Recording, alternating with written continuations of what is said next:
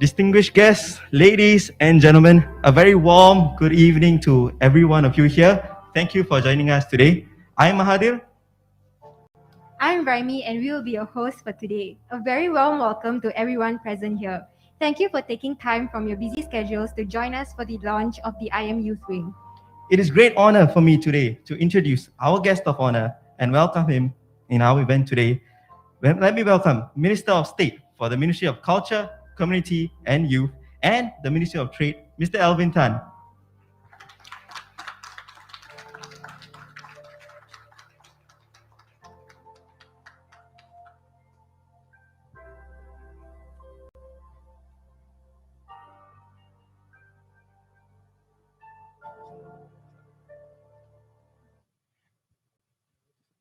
We will start off this session with the recitation of Kirat. Kirat refers to the various ways of reciting the Holy Quran. Today, we have Miss Umu Umara who has completed memorizing the Holy Quran at the young age of 12. She participated in Quran Hifz competitions conducted by MUIS in 2016, 2017 and 2018 and also attained a championship in all these 3 years. Well, she also participated in similar competitions conducted by Darul Quran and she received first prize in 2019 for her category. Similarly, she won numerous competitions and conducted various madrasas across Singapore. She's currently pursuing her final year diploma in Islamic Studies at Madrasah Asghaf Al-Islamiyah, and she's also the daughter of the FIM's Vice President, Mr. Sarjun. Umara can fluently speak 4 languages, which are English, Tamil, Malay, and Arabic. She has the ability to identify the exact Quranic verse and page number when that particular verse is translated to her in those languages. With that, we would like to invite Umara on stage for the Kirat recitation.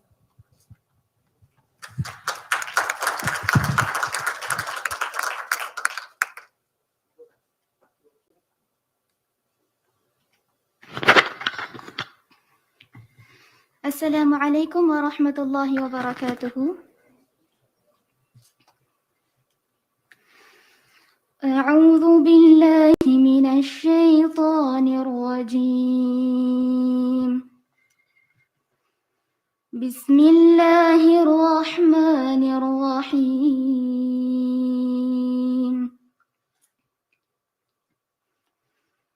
وقضى ربك ألا تعبدوا إلا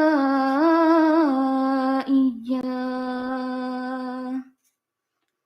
وبالوالدين إحسانا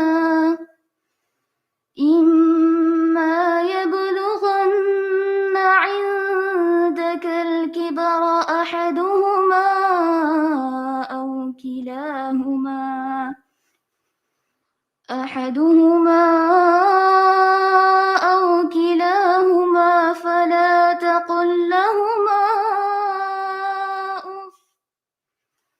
فلا تقل لهما أف ولا تنهرهما وقل لهما قولا كريما. Your Lord has commanded that you worship none but Him, and that you be good to your parents. If either of them or both of them reach old age with you, do not say to them a word of disrespect, not scold them, but say to them kind words. واخفض لهما جناح الذل من الرحمة وقل رب ارحمهما كما ربياني صغيرا. And lower to them the wing of humility out of mercy, and say, My Lord, have mercy on them as they raised me when I was a child. ربكم أعلم بما في نفوسكم إن تكونوا صالحين فإنه كان للأوابين غفورا. Your Lord knows best what is in your minds. If you are righteous, He is forgiving to the obedient. وآت ذا القربى حقه والمسكين وابن السبيل ولا تبذر تبذيرا.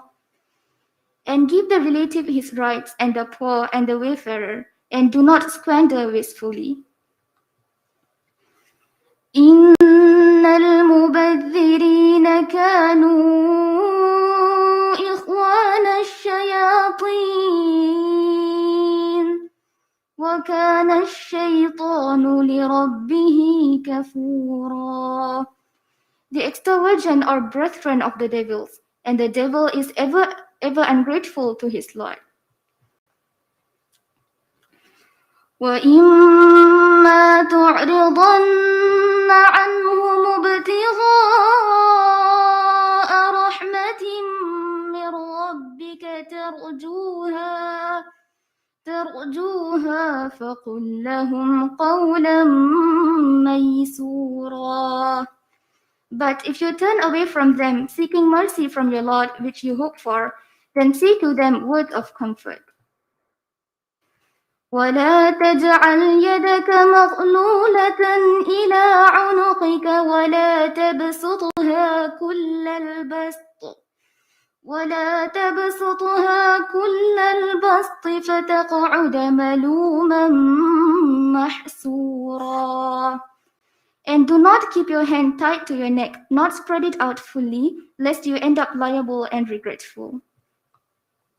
إن ربك يبسط الرزق لمن يشاء ويقدر إنه كان بعباده خبيرا بصيرا. Your Lord expects the provision for whomever He wills and restricts it. He is fully informed, observant of His servants. صدق الله العظيم. Assalamu alaikum wa rahmatullahi wa barakatuh. MashaAllah, thank you so much, Ms. Umara, for that wonderful recitation. I'm sure it was wonderful for both the ears and the soul. Now, we would like to invite the President of the Federation of Indian Muslims, also known as FIM, Mr. Mohammed Gauss, on stage for his welcome address.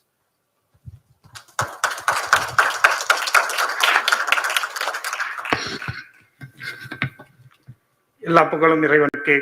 சிறப்பு விருந்தினர் துணை அமைச்சர் அல்வின்டான் அவர்களே, எங்கள் அழைப்பை ஏற்று வருகை தந்திருக்கும் பல்வேறு சமய சமூக நல்லிணக்க அமைப்புகளின் தலைவர்களே, அரசாங்கம் மற்றும் தொண்டூழி அமைப்புகளை சார்ந்த நண்பர்களே, பேரவையின் காப்பாளர் மற்றும் ஆலோசகர்களே, அழைப்பை ஏற்று வருகை தந்து இருக்கும் சகோதர சகோதரிகளே, உங்கள் அனைவரையும் பேரவையின் செயற்குழு சார்பாக வரவேற்று மகிழ்கின்றேன். இன்று இந்திய முஸ்லிம் பேரவையின் வரலாற்றில் முக்கியமான நாள். பேரவை தொடங்கியது முதல் இதில் இந்திய முஸ்லிம் சங்கங்கள் தான் உறுப்பினராக இருக்க முடியும். இன்று முதல் இதில் சிங்கப்பூரில் வசிக்கும் இந்திய முஸ்லிம்கள் அனைவரும் துணை உறுப்பினராகலாம் என்பதை தெரிவித்துக் கொள்கிறோம்.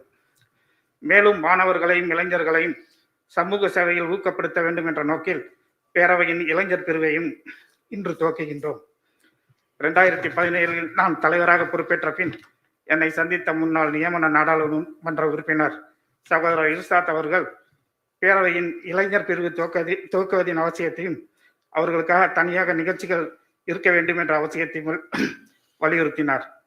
அதன் பிறகு நாங்கள் நடத்திய ரிட்ரீட்டில் இது கருத்தாக ஏற்றுக்கொள்ளப்பட்டு பல்வேறு கட்டங்களை தாண்டி இன்று குழந்தையாக பிறக்க இருக்கின்றது.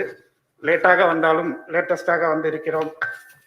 அப்போது நடந்த ரிட்ரீட்டில் பேரவையின் துணைத் தலைவர் சகோதரர் மசூத் அவர்கள் அனைவரையும் ஒன்றிணைந்து செயல்பட அசோசியேட் மெம்பர்ஷிப் திட்டத்தையும் வலியுறுத்தினார். இதுவும் ஒன்று சாத்தியமாக இருக்கிறது.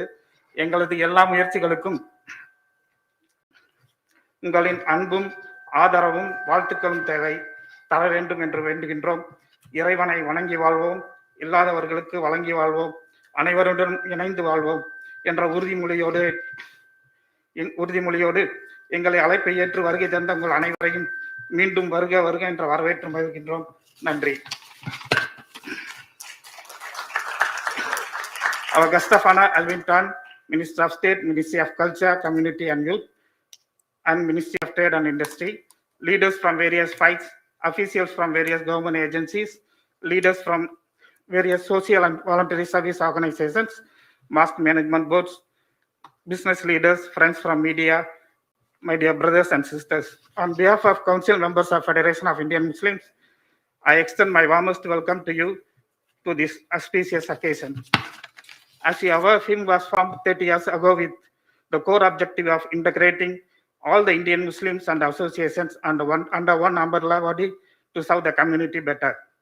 Our key objective is to promote racial and religious harmony and also to promote our Indian Muslim community to being part of our inclusive society. In this regard, we are inaugurating our newly minted youth wing, I Am Youth, which stands for Indian Muslim Youth, will spearhead initiatives pertaining to the youth members of Indian Muslim community in Singapore. In a renewed focus to create an inclusive platform for the community to partake in FIM, we are launching our associate membership drive from today. In this occasion, we are going to have a panel discussion titled A New Normal and New Beginnings for the Year for the Youth by the eminent panelists.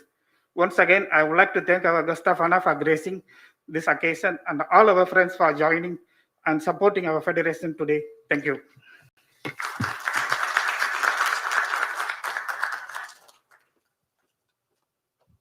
Thank you, Mr. Muhammad Gauss. We would now like to invite General Secretary of FIM, Mr. Haja Zarfullah, on stage for his keynote address to share the objective of I Am Youth and the associate membership.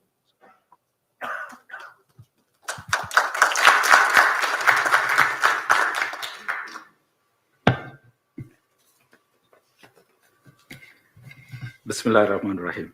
Assalamu alaikum warahmatullahi wabarakatuh. Wishes and greetings, peace to be on all of us.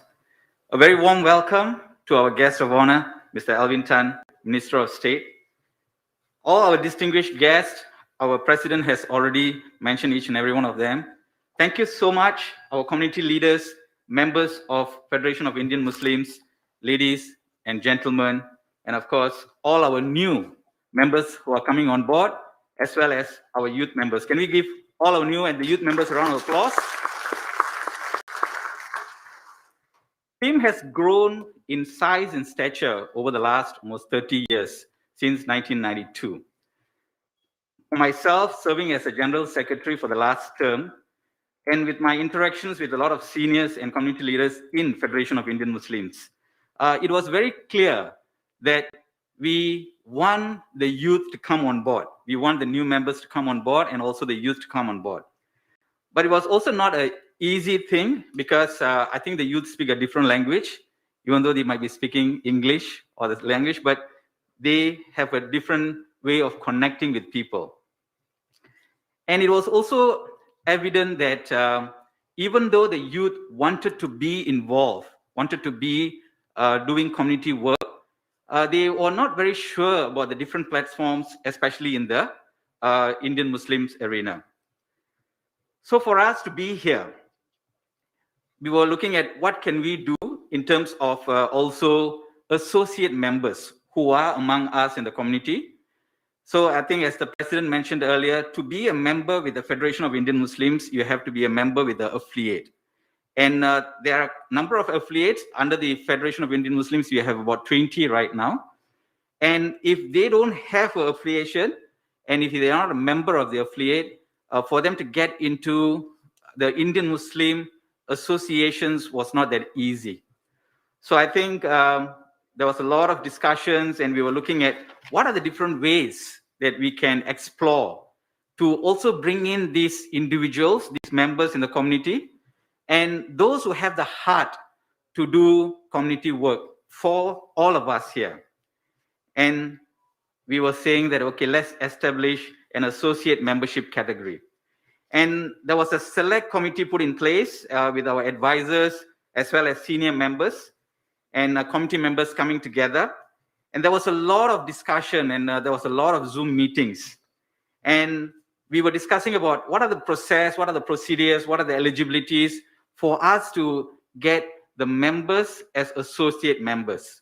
And as part of the associate members, the youth member was also born. And now we have come to the very important moment where we are here. We are very thankful that we can be here in a physical form to see each other and to launch the associate membership category for individual as well as corporate. And as part of that, the youth, the I Am Youth. I just love saying I Am Youth because it makes me feel like I'm youth also. I am youth. All right, but of course we know that it's Indian Muslim Youth as part of the Federation of Indian Muslims Youth Wing. And I must say a big thanks, a huge thanks to all the respected members of the FIM Council first, because they were very, very supportive, coming out with ideas, brainstorming what needs to be done. And they came out with a lot of suggestions, how the best that we can reach out to the people. And I must also reserve a special thanks to our very humble and a reserved person, our FIM current president. He was very focused because I think one of his pledge when he came on board was to get this youth wing started. And I think before we had a lot of challenges in the last 2 years, we were not able to meet, but I think he has delivered on his promise. Thank you for that. And yeah, let's give him a clap. Yeah, well done. Because something that personally I saw is he was very involved, hands-on, not just directing, but he was very on the ground, hands-on, and ensuring that it happens, and also we all are here. And over the years, and even presently, there are many community leaders who are serving in the Federation of Indian Muslims. I see a lot of, I don't want to mention any names because it will just go each and every one of them here. Because they have been excellent community leaders contributing to not only the Indian Muslim community, but the community at large. And we are very sure when we have the associate members, as well as the youth members on board, they will have a lot of platforms, a lot of opportunities to learn from these community leaders and how they have served. And everyone at FIM and also the community are extremely excited and happy with the launch of this associate membership and also the I Am Youth. All right, I'm talking about Indian Muslim youth. I'm sure the members who are joining the FIM are the associate members. Okay, as we understand today, that we have an individual member as well as a corporate member coming on board today. With the guidance from the community leaders, they are going to be setting themselves on the right path and to be a responsible individual and a citizen. So the associate members will be part of the community projects, as well as they will be leading projects in time to benefit not just the Indian Muslims, but the community at large. So we want to spread the message to all our people that if you have the intention, the most important thing is that you have the intention and the willingness to serve others. Once you have that heart, you can now join Federation of Indian Muslims directly as an associate member. And to all our youth here, we thank you because I think we are trying to sync our language right now. We thank you for coming on board because being and having these youths on board also energizes all of us. And we are also very thankful for our guest of honor, Mr. Alvin Tan. Thank you so much for accepting, because when we are thinking of, when we're thinking of having a guest of honor, many of the members mentioned that we want somebody who is also in the youth, and everyone was mentioning Mr. Alvin Tan, MOS. Thank you so much for that, sir, for being here today. So, ladies and gentlemen, distinguished guests, today is really a very special moment where we have spread the wings. We have individual as well as a corporate membership as part of Federation of Indian Muslims. And the most importantly, I Am Youth. Not I Am Youth, but we have Indian Muslim youth. Thank you. Thank you so much, Mr. Zafrullah, for that wonderful speech.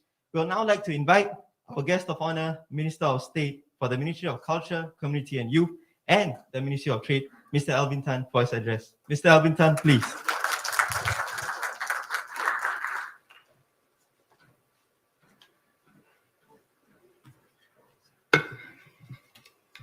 You got it.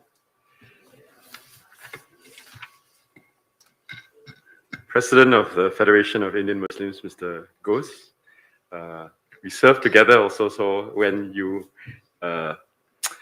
invited me, I could not say no. My good friend, CEO of SINDA, Anbu, Chairman of the Sikh Advisory Board, another familiar friend of mine, Mal, Founder and President of Hash Peace, Nazat Fahima, another. It's almost not, I don't feel foreign at all. It's among friends, and also many others here within this community, but also advisors, council members of FIM, I Am Youth members, community leaders, ladies and gentlemen, really good afternoon. I would just like to start by saying the Indian Muslim community is no stranger to me. I see many old friends, many familiar faces. My very old friend, good friend, Sheikh Farudin is there. We served together very in the early days at Masjid Julia, Jamai. And he taught me a lot about the Indian Muslim community, including the youth. And many very good friends. Our friend here from Worlds of Peace, my good friend Arshad also. And so it's become a family to me. Ajit is here also, and it's just amazing. I could just name almost a lot of people right here. The reason why I wanted to start with that is because we have a good community, a strong community, a diverse community, and it could get even more diverse. Maybe I start off with a quick story. Earlier today, you were talking about how was your day. I had started at 8 something, just around the corner at my constituency, which is just around the corner here at Pekyo. And one of the things that we were doing was to speak to the youth, our young students who are receiving their awards, education awards. And I was just reflecting on them. I reflected that just the other day, about 2 days ago,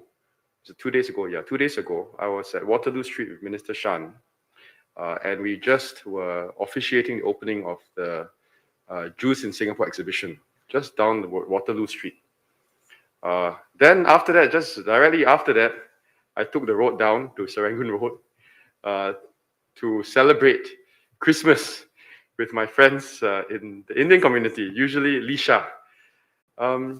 Christmas, usually I will wear a kurta and then we will celebrate.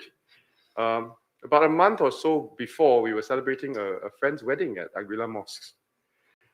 So this is just the diversity, the color of what Singapore has cannot be taken for granted. I shared with the young folks earlier this morning 3 things. I said the first C is COVID. All of us are obviously affected by COVID. I said COVID is like a tsunami. We all need to defend against COVID. And one of the ways that we should defend against COVID is to get as many people vaccinated as possible. I said one analogy is like you giving everybody, a life vest. Occasionally, sometimes the life vest loses air. We have to blow into the life vest as your booster. So that's COVID. The second thing that I shared with them that I thought was important for them to know was on climate change. And I think the youth are very much involved with and care about climate change. So we also talked about climate change. But the third thing that I asked our youth that is most important, I said, okay, COVID we can maybe, overcome. Climate change, if you all reduce, reuse, recycle and everything, you can possibly overcome. But what is one thing? What is that one thing that if we keep our eyes off the ball, Singapore will perish? So is it Thanos or not? Or is it, the kids are quite cute. They give me a lot of different ideas. So I suggested it is color. I said, if we don't keep our eye on this, where we continue to respect one another, love one another, to create space with one another, then I think in their generation, that's younger than the IM youth, their younger generation, that Singapore will inevitably perish. I have without a doubt. Minister Shanmugam, on 2 days ago, he mentioned at the synagogue, he said he was there in March, earlier this year, for a different reason. Not Hanukkah, it's a different reason. And so these things matter. These things matter. I haven't gone through my speech yet, but I just speak from my heart, okay? The youth, I look after a few things in government now. One is the trade and industry side. And we are building a lot of opportunities for our youth in the climate change, green economy and all that. So that is one part of the brain. You go and do all this trade and industry, business and all that. Quite interesting. The other part of the brain you're using is on culture, community. It's on race and religion, making sure that it's being built properly. And then youth. So Minister Edwin is the chairman of the National Youth Council. I assist him as the vice chair. And so I had a lot of interactions with youth, right? FIMA, we do a lot with them as well, both on the race and religion side and also the youth side. The youth of today, at the convention earlier this week, my good friend Nadia Samdin mentioned in her speech, she said, youth represent 25% of Singapore, but 100% of our future. Well, I cannot forget that quote because it's absolutely true. 25% of Singapore, but 100% of our future. And that's why we are investing so much in them. That's why we're investing so much in you. But there are a few things which, if I can just suggest, that is very important to the youth. One thing, of course, is that we deal with the immediate present issues. The immediate present issues are, how do we bring people together to fight a current crisis, which is COVID? The second issue is a longer term issue. It's what kind of, first, the economic issue. So I just wear my MTI hat if you don't mind. What kind of jobs we want to create? Are we moving towards jobs which, and if you look at the trajectory of the economy, you'll see that a couple of kinds of jobs are emerging and the youth are interested in the jobs. First is on technology. You guys are on YouTube, right? And it's now on Facebook Live, right? Yeah, you're using tech, but Facebook Live is one of many different platforms. You should be on TikTok and IG and all that, and whatever else is coming up. So the youth are very, very tactile on the digital space. They know that, they live that, they grew up in that. And there are many different jobs that MTI, EDB, and everything they are bringing in. So very exciting.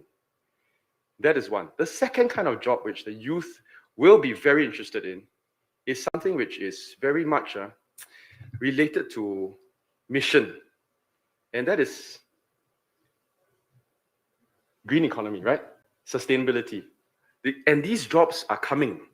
We are bringing in these jobs. The youth want to be in these jobs, and we are upskilling them to take on these jobs. Agri-food tech, green financing, green bonds. Quite fascinating. But that is just the economic side. What I really wanted to share is also, if we deal with the economic side, we deal with COVID, what is that same important thing that we are talking about earlier this morning is with regards to the social side. And COVID has shown us a few things. One is that it has taken a toll on our mental well-being. And the youth continuously tell us that mental well-being, mental health is important to them. Not just to the youth themselves, but also the people, the family, their loved ones around them. So we are helping to have an interagency task force on mental health and getting the youth to come alongside us. I think one important thing is also the values. And I spend so much time with the youth. One thing that I think is very important is we need to not pot or import different kinds of values that may not be suited to our cultural context, our historical context. And I think that's quite critical.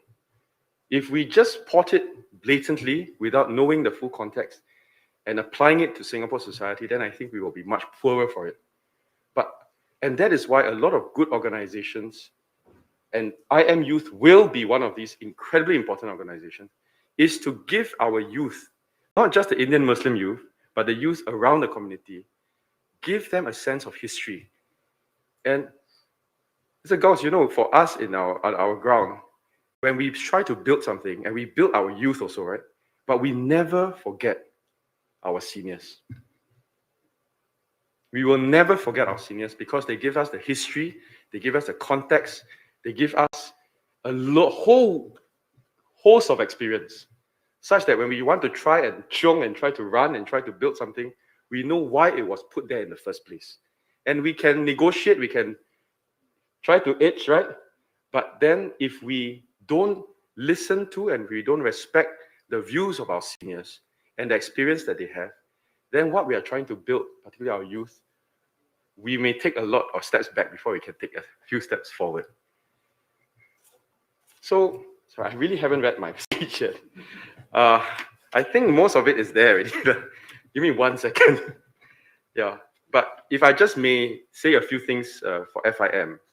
The FIM has really grown in strength. Many of you have already mentioned, Mr. Zaha, you've mentioned on, Mr. Goose, you've mentioned. Let me see where else. Most of it is done. Okay, it was in my, wait, sorry. Actually, it's all there. But I know for the I Am Youth Wing, if I can also suggest one thing, and I know that you guys are already doing it, is that don't just be a reservoir for youth, also make sure that it's very diverse.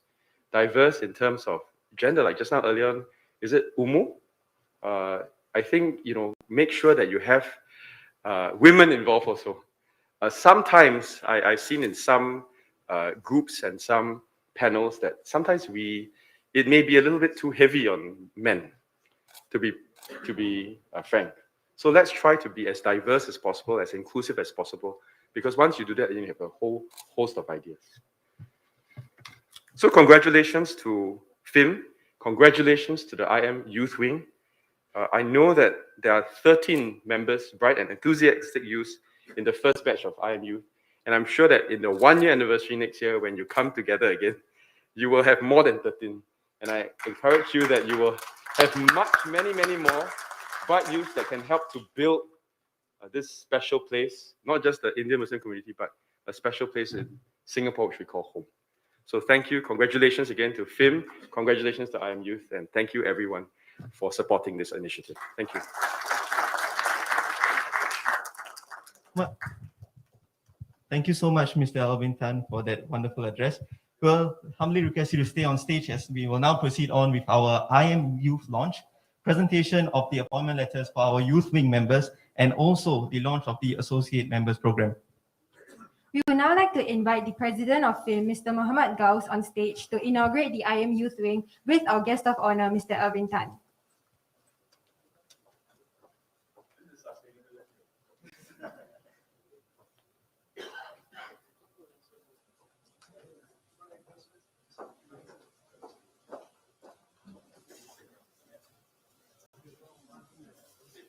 For this inauguration, we'll be doing something a little bit different, where we'll be planting a seed to kickstart the I Am Youth Wing initiation.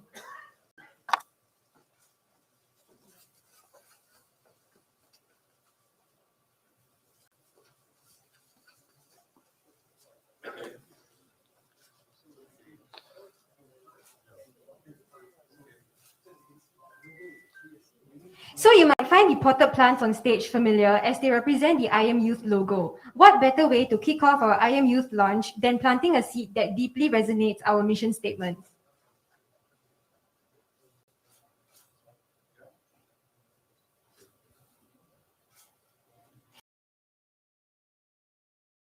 Firstly, the laying of has been done by the main committee thus far, which will ultimately form a strong pillar of foundation and support for the youth wing.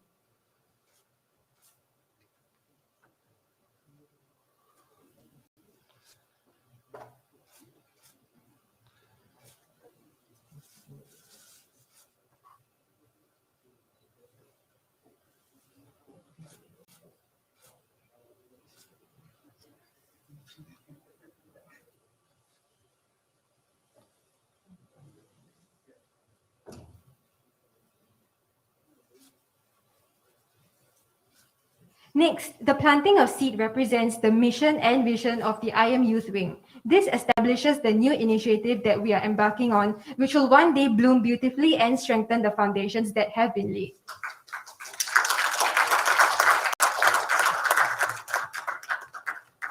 Now, we are gathering the soil and placing it into the pot. This layering of additional soil actually represents the abundance of support gathered through collaborating with all our external partners, which further strengthens the growth of the I Am Youth Wing.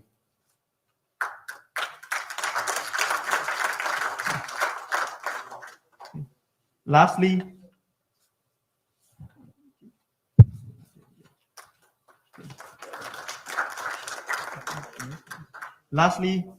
we have actually poured water into the pot, and this actually will represent the vital nourishment that the I Am committee will be taking, and also represents the respective projects that the I Am Youth Wing is about to embark on that will ultimately make a positive impact to our society.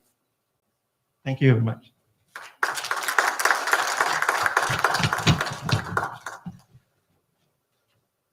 We would like to request guest of honor Mr. Alvin Tan and our FIM president Mr. Muhammad Gauss to remain on stage to present the letter of appointments to our IM Youth Committee members.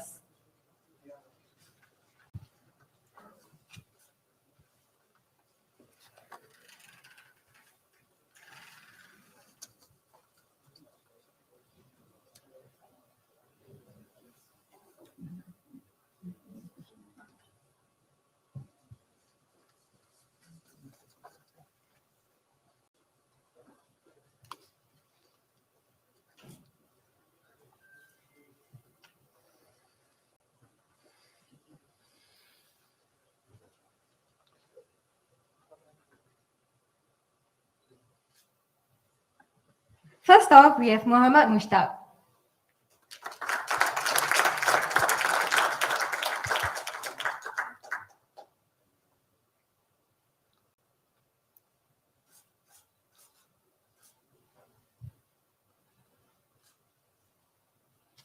Next, we have Shahul Hamid.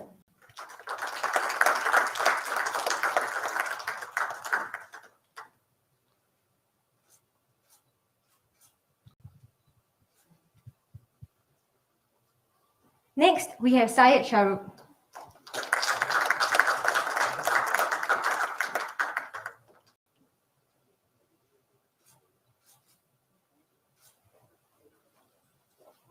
Lastly, we have Rifai Ibrahim.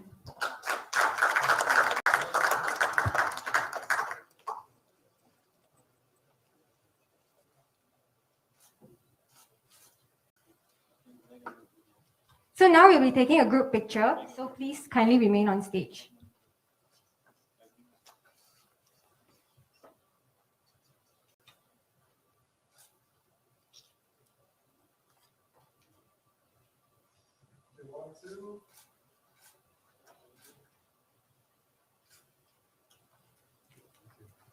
Thank you so much to our committee members who can now take their seats.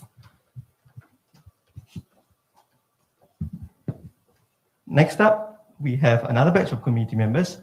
First up, we have Nazla Arifin, who is unable to join us today. Next, we have Ajmal Sultan.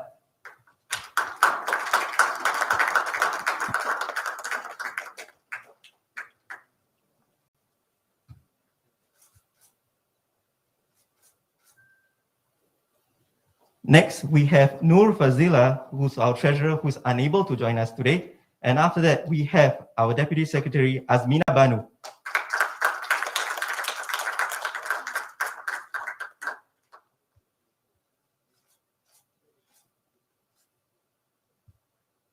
Next, we have our secretary and my co-host for today, Noor Raimi.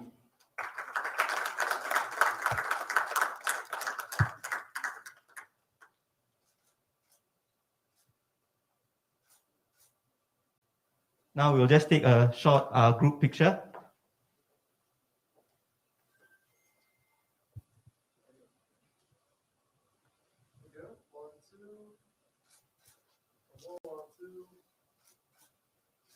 Right, thank you so much. We can now request our committee members to take their seats. Up next, we have our Vice Chairperson, Hamid Marika.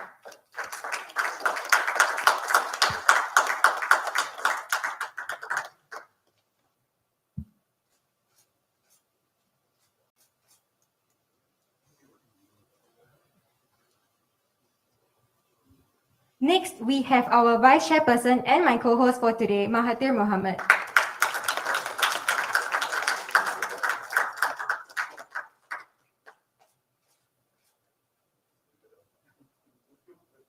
Up next, we have Muhammad Ashik, who is also our Vice Chairperson.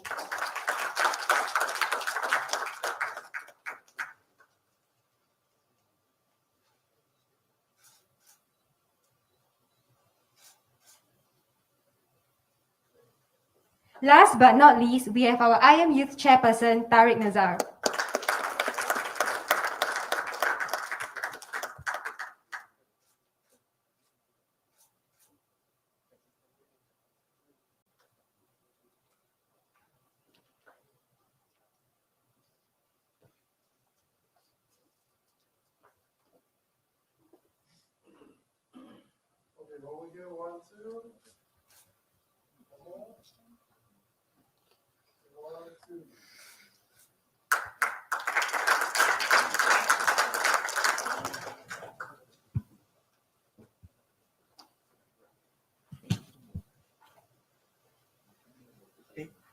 We'll now proceed with the associate launch. Now, FIM is an umbrella body representing the Indian Muslim community here in Singapore through the registered Indian Muslim affiliate. FIM's primary objective since its inception in 1992 is to bring all these affiliates together to do an activity that is more concentrated so that we can reach out not only to the Indian Muslims, but also to the community at large. There are many Indian Muslims among us who may not be able to be part of these affiliates, but are very much interested to serve our community. And as such, a review committee was formed within FIM and changes were made to the constitution. And now we have included the associate membership category. We can now have individuals and corporate associate members directly registered to FIM. As such, we're happy to bring on board two new associate members, one an individual member, the other a corporate member. So for the individual member, may I invite Mr. Sheikh Fakhruddin, President of Nagur Dargah Society, to come on stage.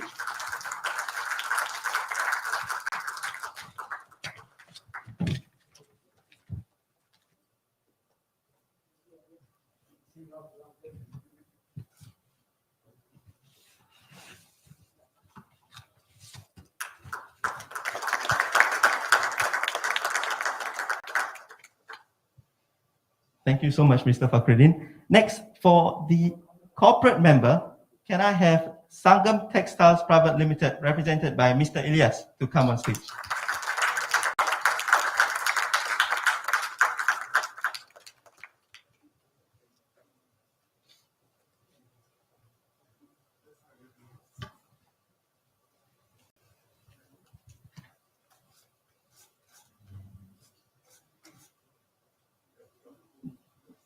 And now we'll proceed with just a short group picture.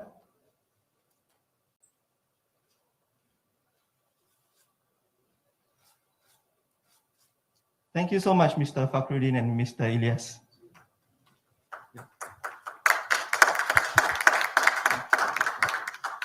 We would like to kindly request guest of honor Mr. Alvin Tan and our FIM President Mr. Gauss to remain on stage as we will be presenting a token of appreciation to Ms. Umara, our panel discussion moderator, and our three panelists for today.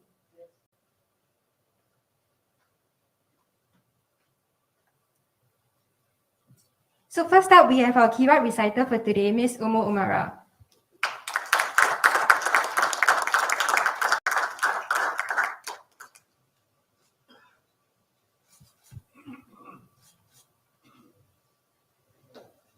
Next, we have our moderator for today's panel discussion, Mr. Irshad Mohammed.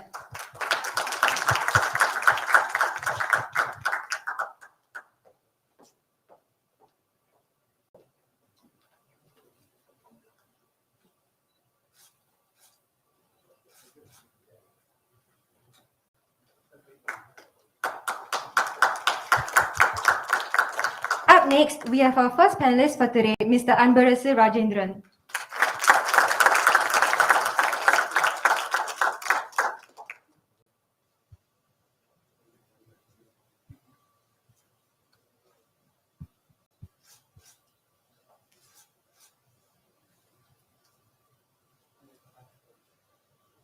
Next, we have our second panelist, Ms. Nazat Fahima.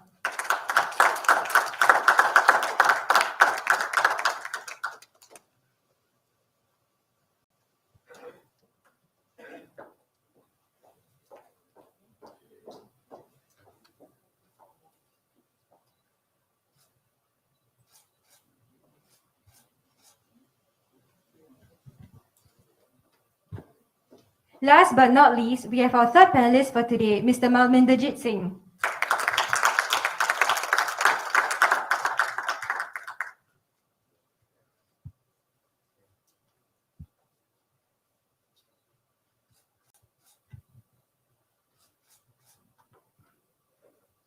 We would like to request our moderator and panelists to remain on stage for a group photo.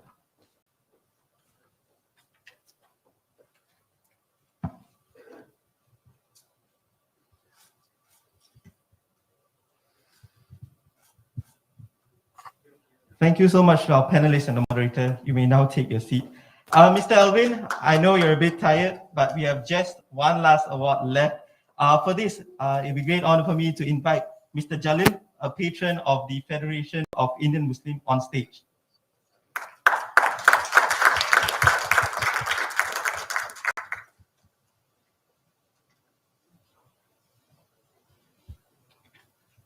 We would like to extend our gratitude towards the Minister of State, Mr. Alvin, for gracing our event, and Mr. Jalil will now in turn give Mr. Alvin a token of appreciation from our side.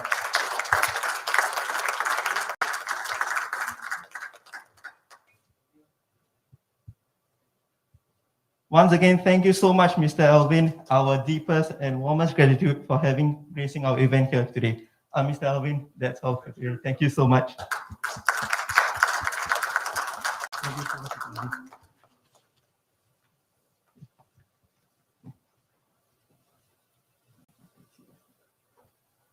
Now, we would like to invite our IM Youth Chairperson, Mr. Tariq, to share about the upcoming plans for the IM Youth. Mr. Tariq?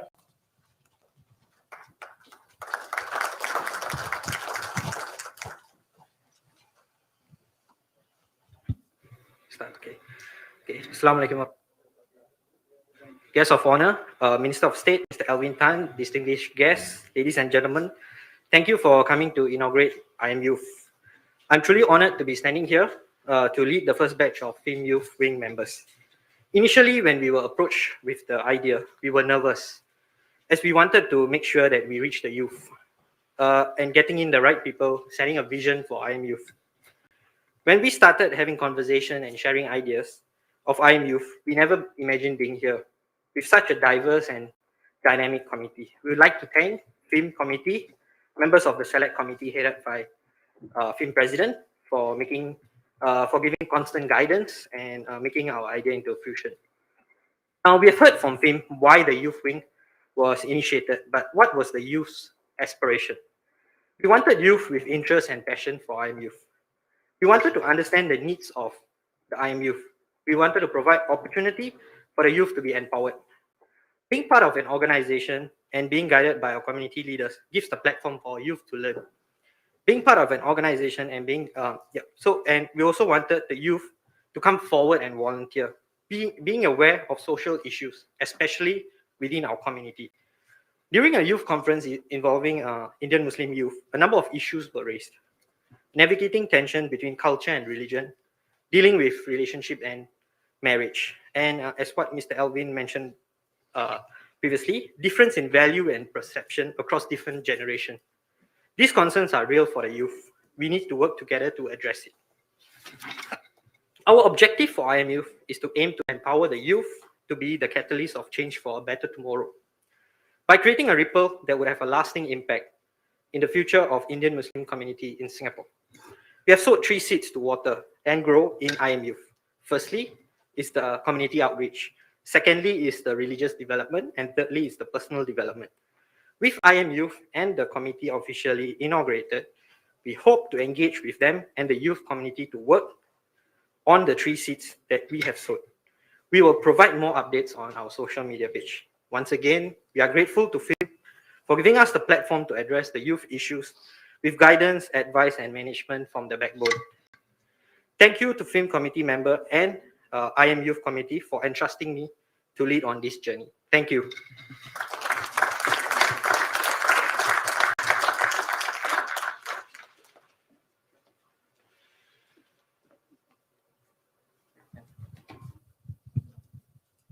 Mr. Alvin will be now taking his leave. Thank you so much, Mr. Alvin. On behalf of the FIM and everyone who is over here, we'd like to thank and express our gratitude to you.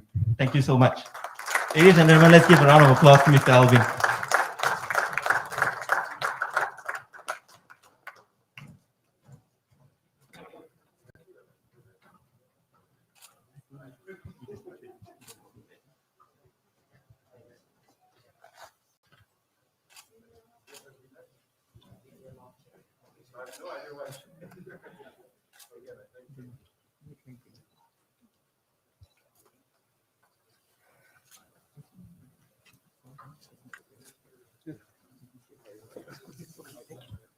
So now we'll be kicking start our panel discussion, New Normal, New Beginnings for the Youth.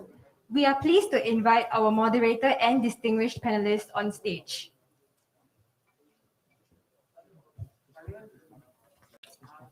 So first up, we have our moderator, Mr. Irshad Muhammad.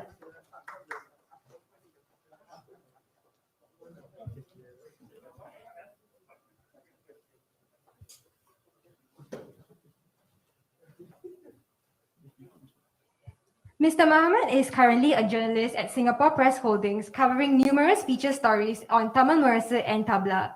He co-founded the I Am Collective, which is a ground-up initiative focused on community engagement, heritage discovery, and youth empowerment in Singapore, with the primary aim to provide the Indian Muslim community with a platform to champion causes that will create a positive impact in society. Mr. Irshad is also a member at the Tamil Language Council and has been involved in the planning of the annual Tamil Language Festival that brings together 45 Indian organizations to organize more than 40 events each year. Our first panelist for the day will be Mr. Anbarasu Rajendran. Mr. Anbarasu is the Chief Executive Officer of SINDA, having assumed this position since July 2018. An educator by profession, Mr. Anbarasu has over 2 decades of experience in teaching, having begun his career with the Ministry of Education in 1995. He has held senior posts at various schools and centers, including being the Vice Principal at Tekwai Secondary School and the Center Director of Umar Pulavar Tamil Language Center. As the Chief Executive of SINDA, Mr. Anbarasu concurrently plays advisory roles in various capacities across governmental bodies, educational institutions, and community organizations. For his steadfast contributions, Mr. Anbarasu was awarded the Commendation Medal, the Pingat Kepujian, in 2015 as part of the National Day Awards. Our second panelist is someone many of you might find familiar. She is none other than Ms. Nazat Fahima, who is a social harmony activist and the founder of Peace, a youth-led advocacy organization dedicated to the work of sustainable social harmony in Singapore. She is passionate about conducting and raising awareness on inter-ethnic and inter-belief interactions. She undertakes efforts to counter extremist ideologies and exclusive mindsets that are harmful to the peacekeeping of the community. She is also engaged in volunteer work that serves different needs and aspirations of the Singapore society. Ms. Fahima is also the chairperson for the Jamia Singapore Youth Group that is focused on youth leadership development. She has been recognized as a Gen T List honoree and as a Changemaker alumni by Singapore Management University. In 2021, she was honored with the President's Volunteerism and Philanthropy Award, which celebrates individuals who have made a remarkable difference in society. Our third panelist for today is Mr. Malbinderjit Singh. Mr. Malbinderjit Singh is the chairman of the Sikh Advisory Board, which advises the government on matters pertaining to the Sikh community here, and he's also the co-founder of the Birthday Collective. He's active in several other government and non-profit initiatives in the areas of leadership, youth development, and serving the underprivileged communities. As a social and youth leader, he was selected by the European Union for its distinguished European Union Visitors Program in 2021. In 2012, the BMW Foundation recognized him as an emerging leader in Asia for the Europe-Asia Young Leaders Forum. Mr. Singh also received the SINDA Volunteer Award for 3 years and was a finalist for the Silent Heroes Foundation in 2019. Ladies and gentlemen, it's my pleasure to welcome our panelists and moderators on stage. Let's give them a warm round of applause again. Now, I do understand that at this point of time, some of you might have any questions during the panel discussion. So we will be actually passing around microphones. Ashik will be going around and passing microphones. So just raise up your hand if you have any questions, and Ashik will come to you guys. And also, I know both of us have been going on, and you guys are probably bored of hearing our voices. So without further ado, let me pass the time to Mr. Irshad to kick off the panel event. Thank you so much. Assalamualaikum warahmatullahi wabarakatuh. Good evening, everyone. It's very nice to see everyone here in person, I think after a very, very long time.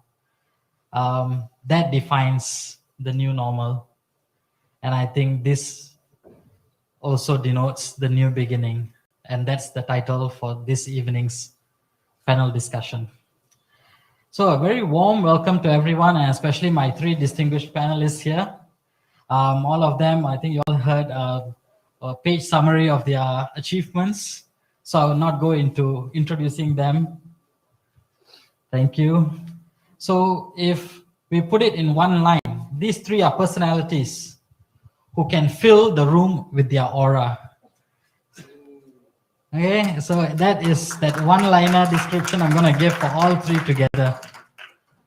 So it is my privilege to have Mr. Anbu, CEO of SINDA, Chairman of the Sikh Advisory Board, Brother Malminderjit Singh, and Founder and President of Hash Peace, Sister Nazat Fahima.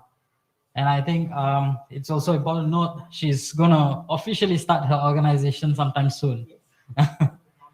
Launching soon, yes. So I would like to put forth that this discussion, we will do it bilingually.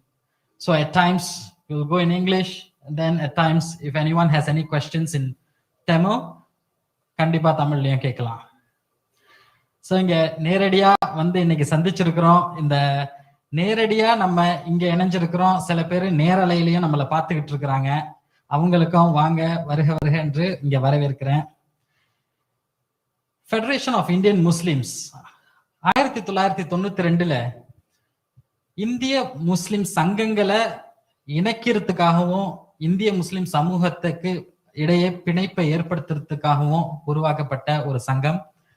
30 ஆண்டு வரலாறு இருக்குங்கிறாங்க. அடுத்த வருஷம் 30வது வருஷம் IM youth அவங்களுடைய first அனிவர்சரியில அந்த 30th anniversary of federation of Indian முஸ்லிம்ஸை வழி நடத்துவாங்க அப்படிங்கிறது நான் நம்புறேன். அடுத்த வருஷம் நம்ம இதே மாதிரி ஒரு அரங்கில இல்லை இன்னும் பெரிய ஒரு அரங்கில நம்ம கண்டிப்பா சந்திப்போம். 20 அமைப்புகளை வந்து ஒருங்கிணைத்து இந்த ஃபெடரேஷன் ஆஃப் இந்தியன் முஸ்லீம் இப்ப நம்மளை கொண்டு சென்றுட்டு இருக்கிறாங்க. நம்மளை பிரதிநிதிச்சு நம்மளுடைய தேவைகளை அறிஞ்சு இன்னைக்கு முக்கியமான ஒரு காலகட்டம் அசோசியேட் மெம்பர்ஷிப் ஸ்கீம் அப்படின்ட்டு ஆரம்பிச்சு இட் இஸ் டு எக்ஸ்டெண்ட் நம்மளுடைய ரெப்ரசன்டேஷன். அஃபிலியேட் ஆர்கனைசேஷன்ல இருந்தால் மட்டும் இல்லை, வந்து தனிநபராகவும் கார்பரேட்ஸ் எத்தனை இந்திய முஸ்லிம்கள் நம்ம வந்து நிறுவனங்கள் நடத்தி வியாபாரத்துல நல்ல முறையில இருக்கிறோம். அதனால இந்த மாதிரி சஜஷன்ஸை கொண்டு வந்து இதை வந்து இப்ப இன்னைக்கு செயல்படுத்தினதுக்கு அதை வந்து கண்டிப்பா நம்ம சமூகம் வந்து வரவேற்கும்.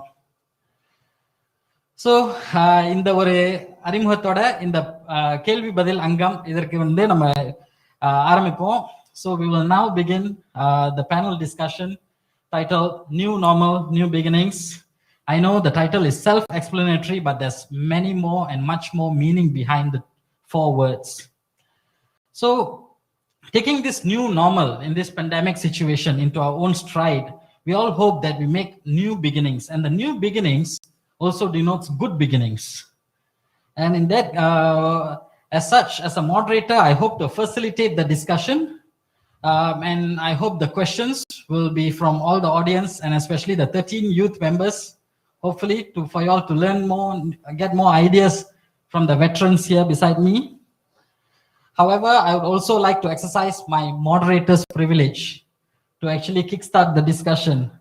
So my question for all 3 distinguished panelists here is, what is one key message for the newly minted youth group in keeping to keep in mind as they embark on this new journey? They have now just gotten on board the Federation of Indian Muslims. So what is one key message? It can be an advice, or it could be based on your experience, or you could suggest a focus area for them. So maybe Sister Nazat, you could start off. Thank you. Hello. Assalamu alaikum. Very nice to be here. Congratulations to IM Youth, especially Ashik, I think from WhatsApp days to what it is today. It's very nice to see. I think advice na solla main thing is, you know, when you are starting your youth group and you are working towards a lot of your projects, there will be many days where நிறைய விவாதங்கள் வரும். You argue a lot, you get a bit disappointed with each other. There might be times, especially when you're planning events and projects, you might feel frustrated. It's not a big deal to be able to achieve big outcomes and all. But if in the process we lose the people and they become distance from us. So one of the biggest lessons I've learned is, no matter what achievements we do in our youth group, what matters is at the end of the day, how many of them are standing strong with you. So that must always be the end goal, and that the unity only strengthens. So in the process of trying to be ambitious, be also ambitious about making sure that the group's friendship and bonds, are this thing. And this requires you to take care of each other. So ஒரு youth group இருக்கும்போது விவேகமோட விரும்பி பண்றது ரொம்ப முக்கியம். So you have to do things in interest. So make sure that everybody in the group, you know what they want and you cater to their interests, then they will be with you for a long time. So that's what I think is important. Yeah. Thank you, sister. And I'll pass the mic to Brother Mavinda here. Thank you, Rishad.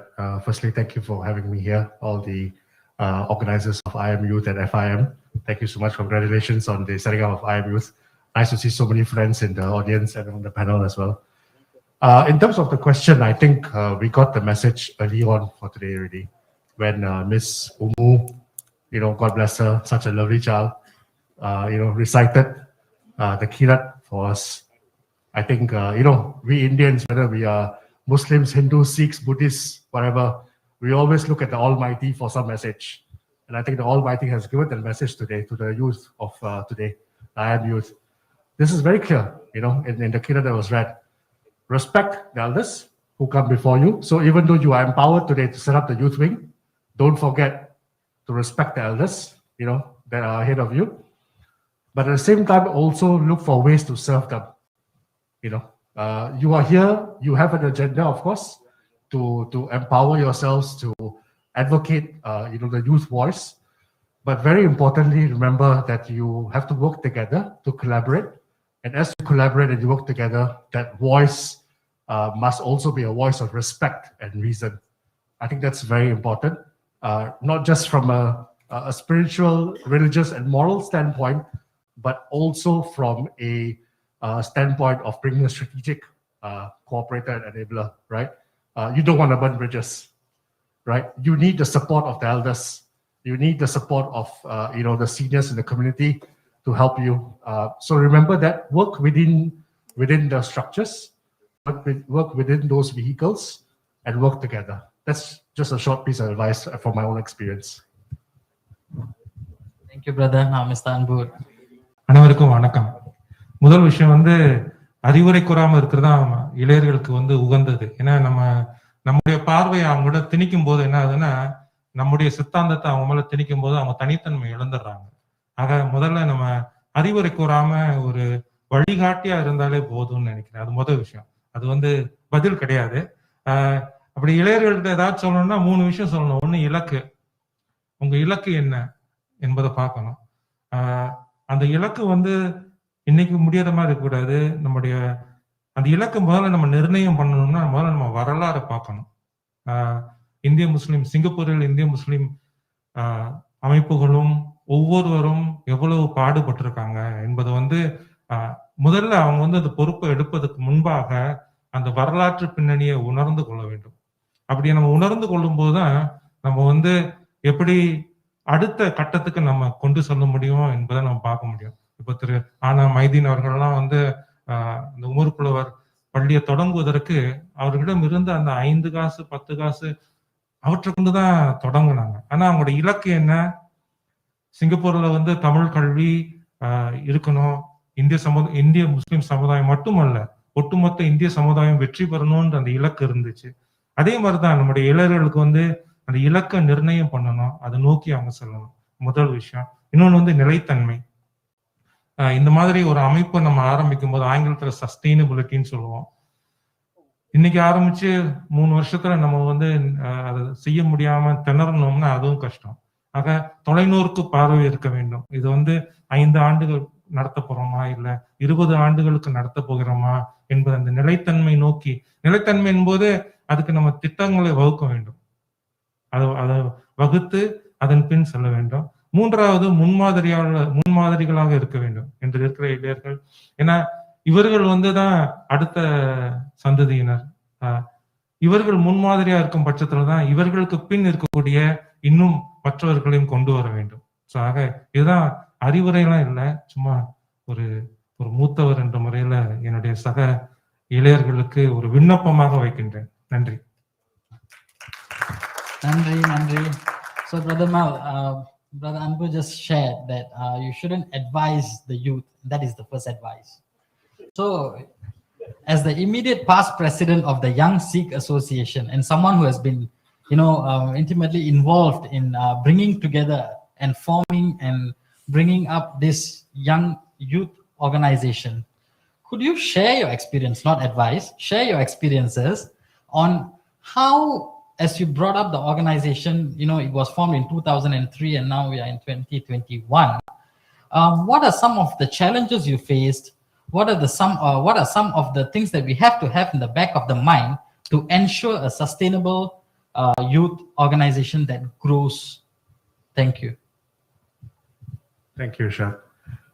First and foremost, I must clarify that I don't take any of the credit for whatever growth the Young Sikh Association has seen. The Young Sikh Association was set up in 2003 by my very good friend and my mentor, Mr. Harnik Singh, who then I took over from him as the president in 2012. And now, of course, I've handed over to the current president, Mr. Sarabjit Singh. So yeah, my term there was about 6 years. I take no credit in the past success or the present success of the organization. But yes, my experience, what's important is to have focus in what you want to do. Don't do everything under the sun. Choose a few things that you want to do and do them well. I think I've seen many youth organizations who try and stretch themselves very thin by trying to do everything under the sun. Be very clear. These are the 2 or 3 things that you want to achieve. Second experience I've had is try to engage as widely as possible. So it's good today, you've brought many of us down here to share our experiences. Similarly, down the road, share and learn from those from your community, as well as those from outside the community. I mean, the Indian Muslim community is very rich in terms of the number of successful people you have, the number of role models you have. I mean, I know a few, of course, Fahima, Irshad, Raj, many others who are not here today, Sheikh Ismail, many others. The list is long. I could go on and on. So use them, leverage on them, learn from them, for the young ones especially. They have a lot to offer. And for the rest of us who are not in the Indian Muslim community, the friends, we are more than happy to help. So please let us know if there's anything we can do to help you in any way at all.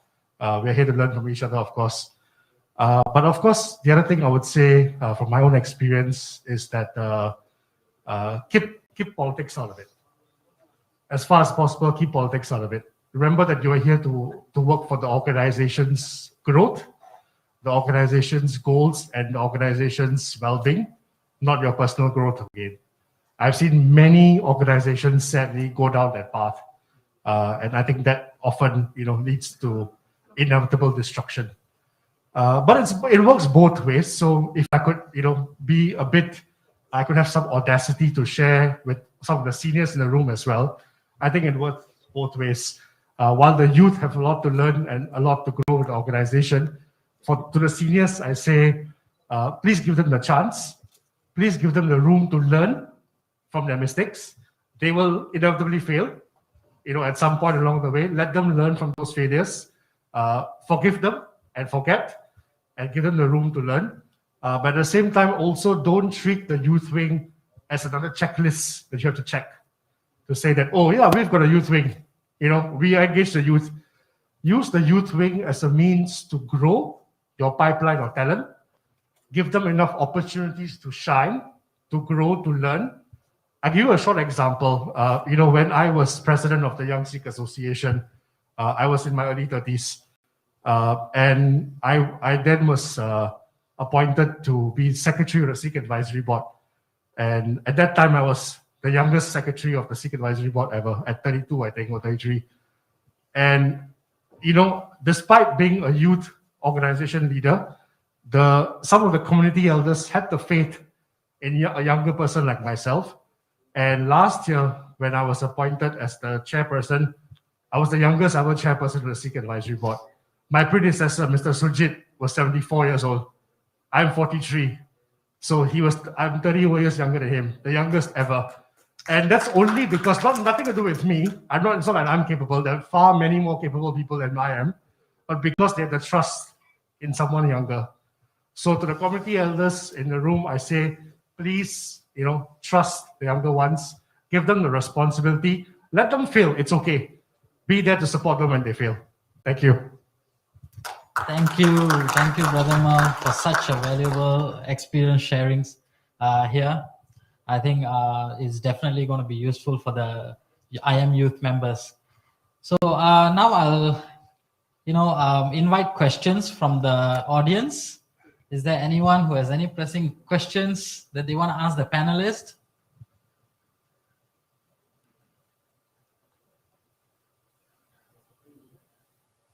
Check. Okay, Mr. Masood. Yeah.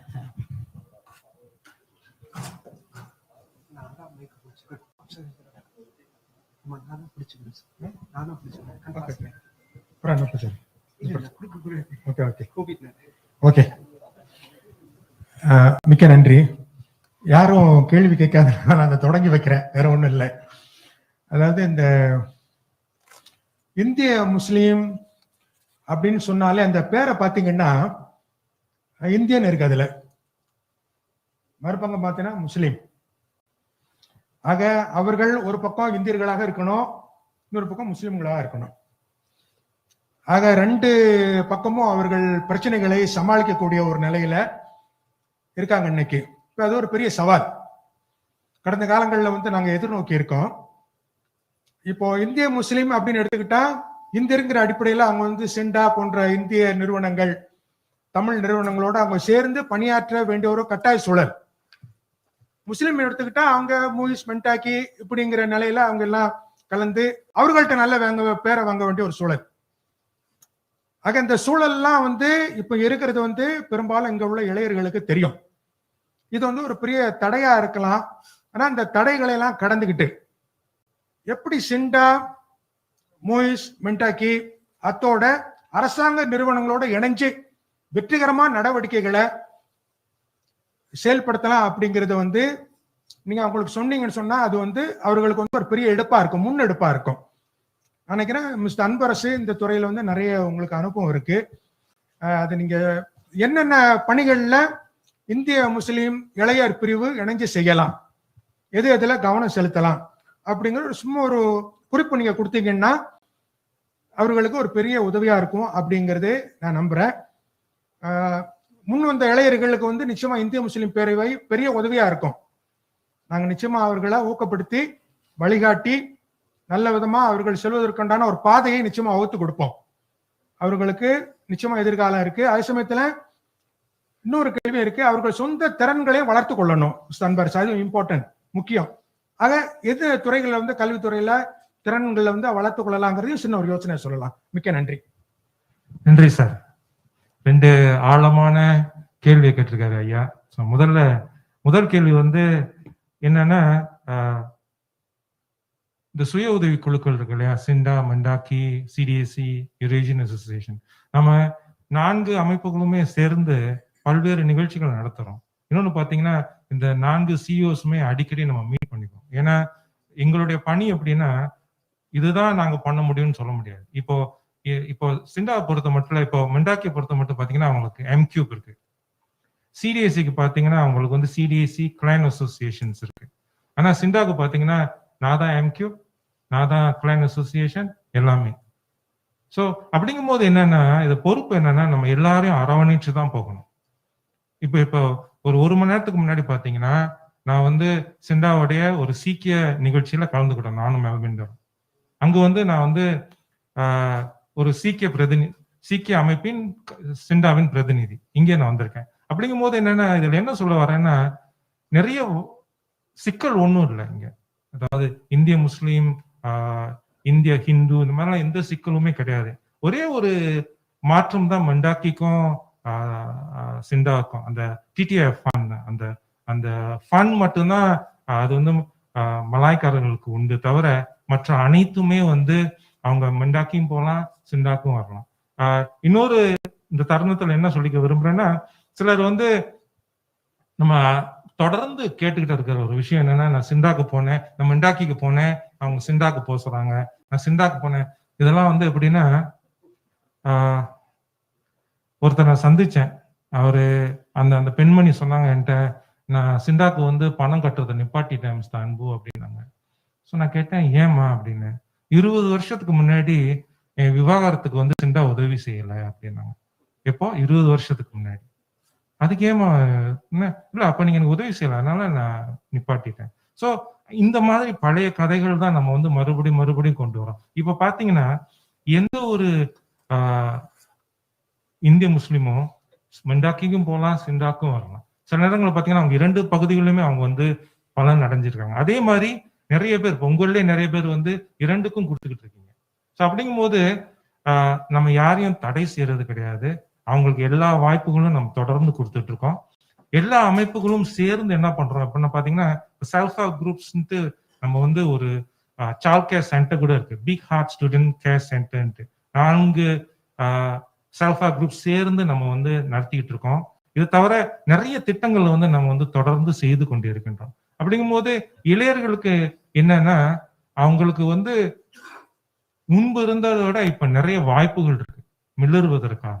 முன்பு இருந்த தடைகள் எல்லாம் இப்போ கலைச்சிட்டோம். ஏன்னா இப்ப எல்லாருமே பாத்தீங்கன்னா இப்போ அரசாங்க அமைப்புன்னு பாத்தீங்கன்னா நம்ம எல்லாருமே சேர்ந்துதான் செயல்படுறோம். இப்போ நான் கூட பாத்தீங்கன்னா இது தவிர்த்து ஒரு சில அமைப்புகள்ல இருக்கிறேன், ஒரு சில கமிட்டிஸ்ல இருக்கேன், ஒரு சில அரசாங்க அமைப்புகள்ல வந்து நான் இந்திய சமுதாயத்தின் பிரதிநிதியா இருக்கிறேன். அப்ப வந்து பிரச்சனைகளை எடுத்து செல்கின்றேன், அமைச்சர்களிடம் பேசுகின்றேன். அப்படிங்கும் போது என்ன சொல்ல விரும்புறேன்னா, அங்க வந்து சிக்கல்கள் என்பதை விட நம்முடைய முன்னெடுப்புகள் எப்படி இருக்கு அதான் மிக முக்கியம். நாம் வந்து நம்முடைய சமுதாயத்தின் முன்னெடுப்புகள் எவ்வாறு கொண்டு செல்றோம் என்பதுதான் மிக முக்கியமானது. இதுதான் முதல் விஷயம். இரண்டாவது வந்து இளையர்களுக்கு என்ன சொல்ல விரும்புறேன்னா, சமுதாயம், அரசாங்கம், இவர்கள் நிறைய வாய்ப்புகள் இருக்கு நம்மகிட்ட, நம்ம பயன்படுத்திக்கிறோமா அதுதான் ரொம்ப முக்கியம். அதை நம்ம பயன்படுத்திக்காத பட்சத்துல அது வந்து அங்க இருந்தும் பிரயோஜனம் கிடையாது. ஸோ முதல்ல இளையர்கள் என்ன செய்யணும் அப்படின்னா, இது வந்து நம்ம நிறைய இடங்கள்ல சொல்றது வந்து உங்களுடைய இலக்கு என்ன. இன்றைய காலகட்டத்துல வேலை வாய்ப்புகள் அங்க இருக்குது, ஆனா நம்ம அதுக்கு தயார்படுத்திக்கிறோமா என்பதுதான் மிக முக்கியம். நம்ம தயார்படுத்திக்காம நான் போனேன், ஆனா நான் ஒரு சிறுபான்மையினர் என்பதனால எனக்கு வேலை மறுக்கப்பட்டது என்பதெல்லாம் வந்து ஏற்புடையது கிடையாது. அப்படிலாம் யாரும் பாக்குறது கிடையாது. யாருமே வந்து நீ சிறுபான்மையினர் என்பதனால உனக்கு வேலையெல்லாம் கொடுக்கறது. உங்களுடைய திறன், இப்போ கல்வி இது. நீங்க ஒரு பல்கலைக்கழகத்துல ஒரு துறைக்கு போகணும்னா அதுக்கு ஒரு கட் ஆஃப் பாயிண்ட் இருக்கு. அந்த கட் ஆஃப் பாயிண்ட் இருந்துச்சுன்னா உங்களுக்கு உண்டு. ஸோ இந்த மாதிரி தானே இருக்கு தவிர நம்ம வந்து அதுக்கு ஏற்ற மாதிரி நம்முடைய திறமைகளை வளர்த்துக்கொள்ள வேண்டும், திறன்களை வளர்த்துக்கொள்ளணும். இப்ப நிறைய வேலை வாய்ப்புகள் இல்ல நிறைய நேர்முக தேர்வுக்கெல்லாம் போனீங்கன்னா உங்களுடைய தேர்வு மதிப்பெண் மட்டும் வச்சு பாக்குறது கிடையாது. இட்ஸ் கிவன் ஆங்கிலத்தில் சொல்லுவாங்க. அதுக்கும் மேல என்ன இருக்கு? இப்ப நீங்க ஒரு வேலைக்கு போறீங்கன்னா நீங்க வந்து உங்களுடைய பல்கலைக்கழகத்துல வந்து மிகச்சிறந்த மதிப்பெண் பெற்றிருக்கலாம். ஆனா உங்களுடைய முதலாளி அந்த நேர்முக தேர்வுல இருப்பவங்க என்ன எதிர்பார்க்கறாங்கன்னா, அதுக்கும் மேல உங்கள்கிட்ட என்ன இருக்குது? உங்களிடம் தைரியமா பேச முடியுமா? உங்களால குழுவுல வேலை செய்ய முடியுமா? நீங்க வந்து ஒரு பிரச்சனையை வந்து கையாளக்கூடிய அந்த தன்மை இருக்குதா? இதுதான் எதிர்பார்க்கறாங்க. இது வந்து இந்த மாதிரி விஷயங்களை தான் நம்ம வந்து இந்த மாதிரி அமைப்புகளும் சரி எல்லாம் செய்ய வேண்டும். ஏன்னா தேர்வுக்கு அவங்க படிச்சிருவாங்க, ஆனா நம்ம வந்து அவங்க வாழ்க்கை தேர்வுக்கு தான் தயார்படுத்தணும். இன்னைக்கு ஒரே ஒரு விஷயம், நான் இளையர்கள் குறை சொல்லணும்னு இல்லை, இப்ப நிறைய அப்பாமார்கள் இருக்காங்க, அம்மாமார்கள், தாய்மார்கள் எல்லாம் இருக்கும். நானே ஒரு தந்தை தான். நம்ம குழந்தைகளிடம் பேசும்போது ஒரு முழு வாக்கியத்தை உங்களால கேட்க முடியுதா? சாப்பிட்டியானா? எத்தனை மணிக்கு வந்த? 7 மணிக்கு. இது வந்து மற்றவங்க சொல்லணும், என் பையன்களே அப்படித்தான். ஏன் ஒரு வாக்கியமா சொல்லக்கூடாது? எங்கேயாச்சும் ஒரு உறவினரை பார்த்தா பேசுனா எப்படி இருக்கீங்க, ஹலோ, அவ்வளவுதான். ஏன் இது எங்க கொண்டு போகுதுன்னா, பிறகு போக போக போக போக நம்முடைய வீடுகள்ல தான் அவங்க வந்து தைரியமா பேசுறாங்களே ஒழிய, வேலைக்கு போகும்போது அவங்களுக்கு சுயமாவே ஒரு ஒரு தாழ்வு மனப்பான்மை, நான் பேசுனேன்னா யாராச்சும் தப்பா நினைச்சுக்குவாங்க. ஸோ இந்த மாதிரி விஷயங்களை களைவதற்கு நாம் என்ன செய்யணும்? ஒரு சமுதாயமா அவங்களுக்கு வாய்ப்புகளை கொடுக்கணும். இப்போ ஒரு உதாரணத்துக்கு பார்த்தீங்கன்னா, இப்போ நிறைய பேர் இருக்கோம், நம்மிடம் நம் சார்ந்த ஒரு அமைப்போ ஒரு நிறுவனத்திலேயோ அவர்களுக்கு இந்த பள்ளி விடுமுறை காலங்களில் அவங்களுக்கு வந்து ஒரு இன்டர்ன்ஷிப் மாதிரி, அவங்க பள்ளிக்கூடத்துல இருக்க இன்டர்ன்ஷிப், பாலியெல்லாம் போனீங்கன்னா இன்டர்ன்ஷிப் இருக்கும். அதை தவிர்த்து இந்த 2 வாரத்துக்கு இப்போ ஒரு அமைப்பு இருக்காங்க, ஒரு 3 இளையர்கள் இருக்காங்க, ஒரு இந்த 2 வாரம் சும்மா தானே இருக்கேன், வா எங்க அமைப்புல வந்து இந்த வேலைகளை செய்யி, இந்த கணினி இது தொடர்பாகுது, ஏன் ஒரு சின்ன நடவடிக்கை நடத்தேன், ஒரு 10 பிள்ளைங்களுக்கு நீ வந்து ஒரு நிகழ்ச்சி நடத்து, ஒரு கதை சொல்லு. இந்த மாதிரி வாய்ப்புகள்லாம் கொடுக்கும்போது தான் நம்ம வந்து அவங்கள வந்து மேலும் மெருகேற்றோம். உதாரணத்துக்கு சொன்னா இப்ப சிண்டா யூத் கிளப் ஒண்ணு இருக்கு சிண்டால. நம்ம வந்து அவங்களிடம் இந்த மாதிரி நிறைய நிகழ்ச்சிகள் நடத்தணும். ஆனா ஒரு முறை அவங்ககிட்ட பேசும்போது நான் அவங்ககிட்ட ஒரு கேள்வி கேட்டேன், சிங்கப்பூர்ல ஏழை இருக்கிறாங்களா அப்படின்னு. ரொம்ப ரொம்ப ஆங்கிலத்துல கேட்டேன், சிங்கப்பூர்ல ஏழைகள் இருக்கிறார்களா என்று. பெரும்பான்மையினர் ஐ டோன்ட் நோ மிஸ்டர் அன்பு. ஒரு சிலர் எனக்கு தெரியாது, ஒரு சிலர் இருக்கலாம், ஒரு சிலர் அதெல்லாம் எப்படி இருப்பாங்க, இருக்க முடியாது. என்ன செஞ்சோம், அந்த 30 பேரை ஒரு சனிக்கிழமை வந்து சொங்பாங் கூட்டிட்டு போனோம் வாடகை வீடுக்கு. அவங்ககிட்ட சொன்னதுதான், இந்த பேர் உனக்கு ஆளாளுக்கு 3 வீடு இருக்கு, பை இருக்கு, பைக்குள்ள இந்த பொருள் இருக்கு, நீ ஒவ்வொரு வீடா போய் அவங்களிடம் கதவை தட்டி இதை கொடுத்துட்டு ஒரு 10 நிமிடம் பேசிட்டு வரணும். அந்த 30 பேர்ல 15 பேருக்கு வீட்டை கூட முடிக்க முடியல. அது ஒரு மன அழுத்தமா இருந்துச்சு. ஏன்னா சில வீடுகளுக்கு போகும்போதே அவங்களால இந்த மாதிரிலாம் இருக்கிறாங்களான்னு அவங்களுக்கு அந்த இது தெரியவே இல்லை, அப்படியே வளர்க்கப்பட்டு விட்டாங்க. ஸோ அந்த ஒட்டுமொத்த நிகழ்ச்சி முடிஞ்சதுக்கு அப்புறம் அந்த 30 பேரும் பேசும்போது அவங்களுடைய பார்வை வேறு மாதிரியா இருந்துச்சு. ஸோ இந்த மாதிரி விஷயங்களை தான் நம்ம வந்து அவங்களை கொண்டு செல்லும் போதுதான் நம்முடைய இந்த சமுதாயத்தை வந்து அடுத்த நிலைக்கு நம்ம கொண்டு போகலாம். இதை வந்து அரசாங்கம் செய்வதை விட நம்மளை மாதிரி இந்த அமைப்புகள் செய்யும் போது அது இன்னும் வந்து, ஏன்னா நமக்கு நம்முடைய வசதி, நம்முடைய இதுலயே பாத்தீங்கன்னா வசதி குறைந்த குடும்பங்கள் சார்ந்தவங்க இருக்கிறாங்க.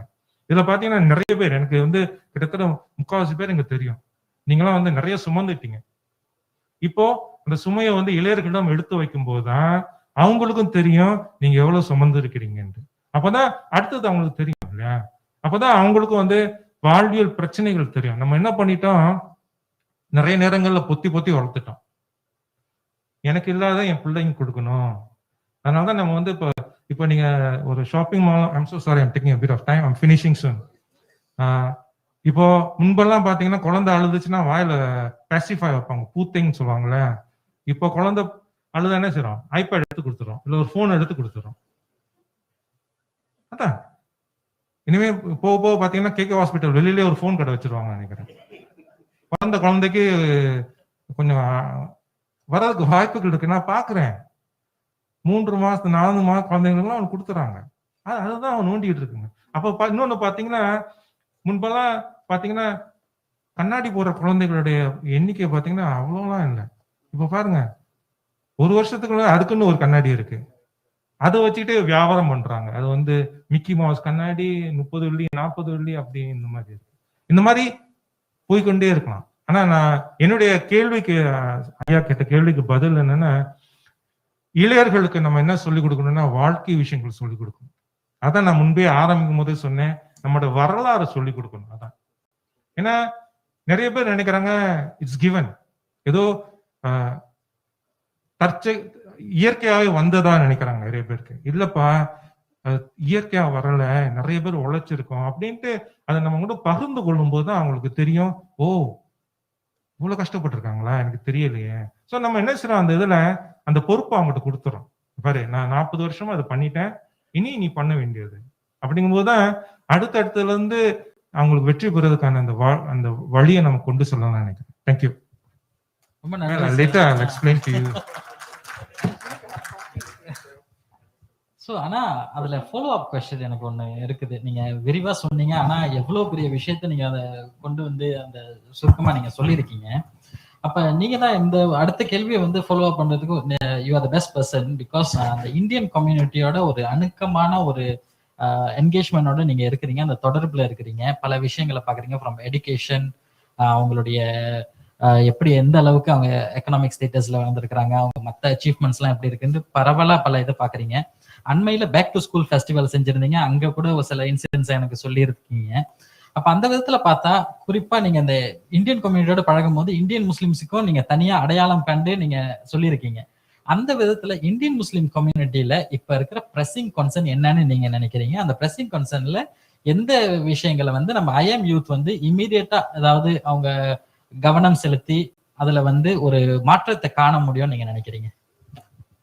இல்ல, நம்ம வந்து இந்திய முஸ்லிம் சமுதாயம்ட்டு போகாம இந்திய சமுதாயம்னு பார்த்தோம்னா அதான் கொஞ்சம் பறந்துபட்டதா இருக்கு. ஏன்னா அவங்க அமைப்பினர் சொல்லும் போதே இது வந்து இந்த இளையர் அமைப்பு வந்து இந்திய முஸ்லிமுக்கு மட்டுமல்ல, ஒட்டுமொத்த இந்திய அமைப்புகளும் சேர்ந்து சேர்ந்தனால. முதல் விஷயம் வந்து இப்போ FIM வந்து இந்த ஆண்டு 30வது ஆண்டு கொண்டாடுறாங்க. சிண்டா வந்து 91ல ஆரம்பிச்சோம், 30 ஆண்டுகள் ஆயிடுச்சு. கிட்டத்தட்ட ஒத்த வயதினர் தான் நம்ம ரெண்டு அமைப்புகளும். அது ஆரம்பிக்கும் போது இருந்த சில தலைவர்களும் இங்க தான் இருக்கிறாங்க. ஸோ அப்படிங்கும்போது இது எல்லாரும் கூட்டா அமைச்ச சிண்டா தான். முதல் விஷயம் வந்து நம்ம இந்த கல்வி மேம்பாடு தான் நம்ம வந்து தொடர்ச்சியா நம்ம வந்து பார்த்துட்டு இருக்கோம். சிண்டா ஆரம்பிக்கும் போதே வந்து கல்வியில மேம்பாடு காணணும்னு தான் நம்ம ஆரம்பிச்சோம். மற்ற அமைப்புகள்லாம் வெவ்வேறு கொண்டு இருந்தா கூட இன்று வரைக்கும் கல்வி மேம்பாடு தான். ஏன் அப்படின்னா நம்ம வந்து பொருளாதாரம் வசதிகள்லாம் பண்ணி கொடுக்கலாம், பைனான்சியல் அசிஸ்டன்ஸ் எல்லாம் கொடுக்கலாம். அது வந்து தலைவலிக்கு வந்து அந்த மாத்திரை கொடுக்குற மாதிரி தான். ஆனா அந்த பிரச்சனையை தீர்வு காணாது. எப்போ நம்ம வந்து கல்விக்கு வந்து நம்ம அந்த அந்த கல்வி வாய்ப்புகளை கொடுக்குறோமோ அந்த சமுதாயம் முன்னேறும். இப்ப அப்படி பார்க்கும்போது சமீபத்திய சென்சஸ் ரிப்போர்ட் படி பாத்தீங்கன்னா சிங்கப்பூர்ல வந்து இந்திய சமுதாயம் கல்வியில மேம்பாடு கண்டிருக்குது. நம்ம வந்து improved, the Indian community has improved in the education sector in the last census. So it's good news. We have improved. But can we improve further? Definitely. And then இன்னொரு விஷயம் என்னன்னா, நாம முன்னேறும் போது மற்ற சமுதாயம் முன்னேறி இருக்குது. ஸோ அந்த வளர்ச்சிங்கிறது வந்து நம்மளுக்கு மட்டும் கிடையாது, எல்லாருக்கும் வளர்ச்சி. ஆனா நம்ம வந்து எல்லாரும் வளர்ந்து கொண்டு இருக்கும் போது நம்முடைய மேம்பாடு என்பது வந்து இன்னும் முன்னேறணும். அதான். ஸோ அதுக்கு வந்து நம்ம என்ன பண்ணலாம்? இன்னும் பாத்தீங்கன்னா சில வீடுகள்ல வந்து கல்வியின் முக்கியத்துவம் வந்து இன்னும் கொஞ்சம் வெளிச்சத்துக்கு கொண்டு வரலாம்னு நினைக்கிறேன். அது வந்து நம்ம எல்லாரும் சேர்ந்து செய்யணும். இது வந்து ஊர் கூடி தேர் இழுக்கு விஷயம். ஏன்னா நம்ம வந்து பிள்ளைகளிடம் வந்து படி என்பதை விட அந்த அந்த அந்த துணியை மாத்தணும். என்ன படிக்க போறேன்? நம்ம வந்து அவனை படின்னு சொன்னோம்னா அவன் சொல்லுவான், எங்க அப்பாவுக்கு உண்மையே புரிய மாட்டேங்குது அப்படின்ட்டு. இல்ல, இது உண்மையான விஷயம். ஏன்னா நான் சமீபத்துல நான் என்னுடைய பணி வந்து என்னன்னா நிறைய மாதிரி சில நேரத்துல பஞ்சாயத்தும் பண்ணணும். தமிழ்நாட்டுல கட்ட பஞ்சாயத்து மாதிரி அந்த நிலைமைக்கு இன்னும் போகல பஞ்சாயத்து. சோ ஒரு பஞ்சாயத்து என்னன்னா அப்பாவும் மகனுக்கும் உள்ள ஒரு சிக்கல். பையன் வந்து பாலி படிக்கிறாரு, அப்பா வந்து ஒரு வாகன ஓட்டுநரா இருக்காரு. அப்பா என்ன சொல்றாரு, அவன் எப்போ பார்த்தாலும் போனை நோண்டிக்கிட்டே இருக்கான், வீட்டுக்கு வந்ததுல இருந்து போன்ல தான் இருக்கான், கம்ப்யூட்டர்ல தான் இருக்கான், விளையாடிக்கிட்டே இருக்கான் சார் அப்படின்னு. பையன் என்ன சொல்றான், எங்க அப்பாவுக்கு வந்து ஹோம் பேஸ் லேர்னிங் என்னன்னு புரிய கூட மாட்டேங்குது. அவரோட பார்வையில் என்னன்னா, நான் கம்ப்யூட்டர் இல்ல போன்ல இருந்தேன்னா அது வந்து வெள்ளத்தாளா மட்டும் இருந்தாதான் நான் படிக்கிறேன் அப்படின்னு நினைக்கிறாரு. மைக்ரோசாஃப்ட் வேர்ட் மட்டும் இருந்தாதான் நான் படிக்கிறேன்னு நினைக்கிறாரு. அதுல அனிமேஷன் இதெல்லாம் இருந்தா நான் விளையாடுறேன்னு நினைக்கிறாரு. நான் எவ்வளவுதான் சார் அவர்கிட்ட சொல்றது? ஸோ அப்பா பேசும்போது இல்ல சார் அவன் பொய் சொல்றான் சார், அவன் விளையாடின்னு தான் சார் இருக்கான். எப்படி சார் படிக்கும்போது இந்த பபுள் எல்லாம் பறக்குது இதெல்லாம் வருது சார்? அப்படிதான் சார் ஸ்டூடெண்ட் லேர்னிங் ஸ்பேஸ் இருக்கும். ஸோ அந்த அந்த சின்ன விஷயம் கூட அங்க வந்து ஒரு பிரச்சனையை உண்டாக்குது இல்லையா? நம்ம என்ன செய்யணும்னா முதல்ல கல்வியில் அவங்க மேம்படுறதுக்கு என்ன பண்ணணும். இரண்டாவது வந்து மருத்துவர், வழக்கறிஞர், இல்ல என்ஜினியர் இதுதான் வாழ்க்கைன்னு சொல்லதை நம்ம நிப்பாட்டணும். இதுக்கும் மேல நிறைய இது இருக்கு. நம்முடைய இந்திய சமுதாயத்துல இன்னைக்கு வரைக்கும் நீ வந்து ஒரு டாக்டர் ஆகலையா, நீ வந்து ஒரு லாயர் ஆகலையா, நீ வந்து ஒரு என்ஜினியர் ஆகலையா, ஓ அப்படின்னா சிக்கல்.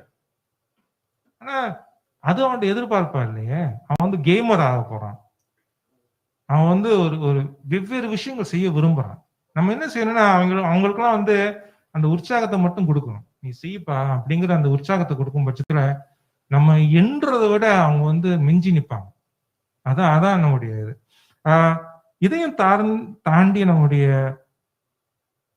வேறு நிறைய பிரச்சனைகள் இருக்கு. ஆனா நம்முடைய மிக முக்கியமானது அவர்களுக்கு வேண்டிய அந்த உத்வேகத்தை கொடுக்கணும். ஏன்னா சமுதாயத்துல வந்து பொருளாதார வசதி மற்றும் ஏனைய வசதிகள் செய்யறதுக்கு சிண்டா இருக்குது, மற்ற அமைப்புகள்லாம் இருக்குது. ஆனா ஒரு பெற்றோரா ஒரு குடும்பத்துல செய்ய வேண்டிய பணியை அந்த குடும்பத்தினர் தான் செய்யணும். அப்படிங்கும்போது பெற்றோர்களையும் நம்ம விழிப்புணர்ச்சியை கொண்டு வரணும்.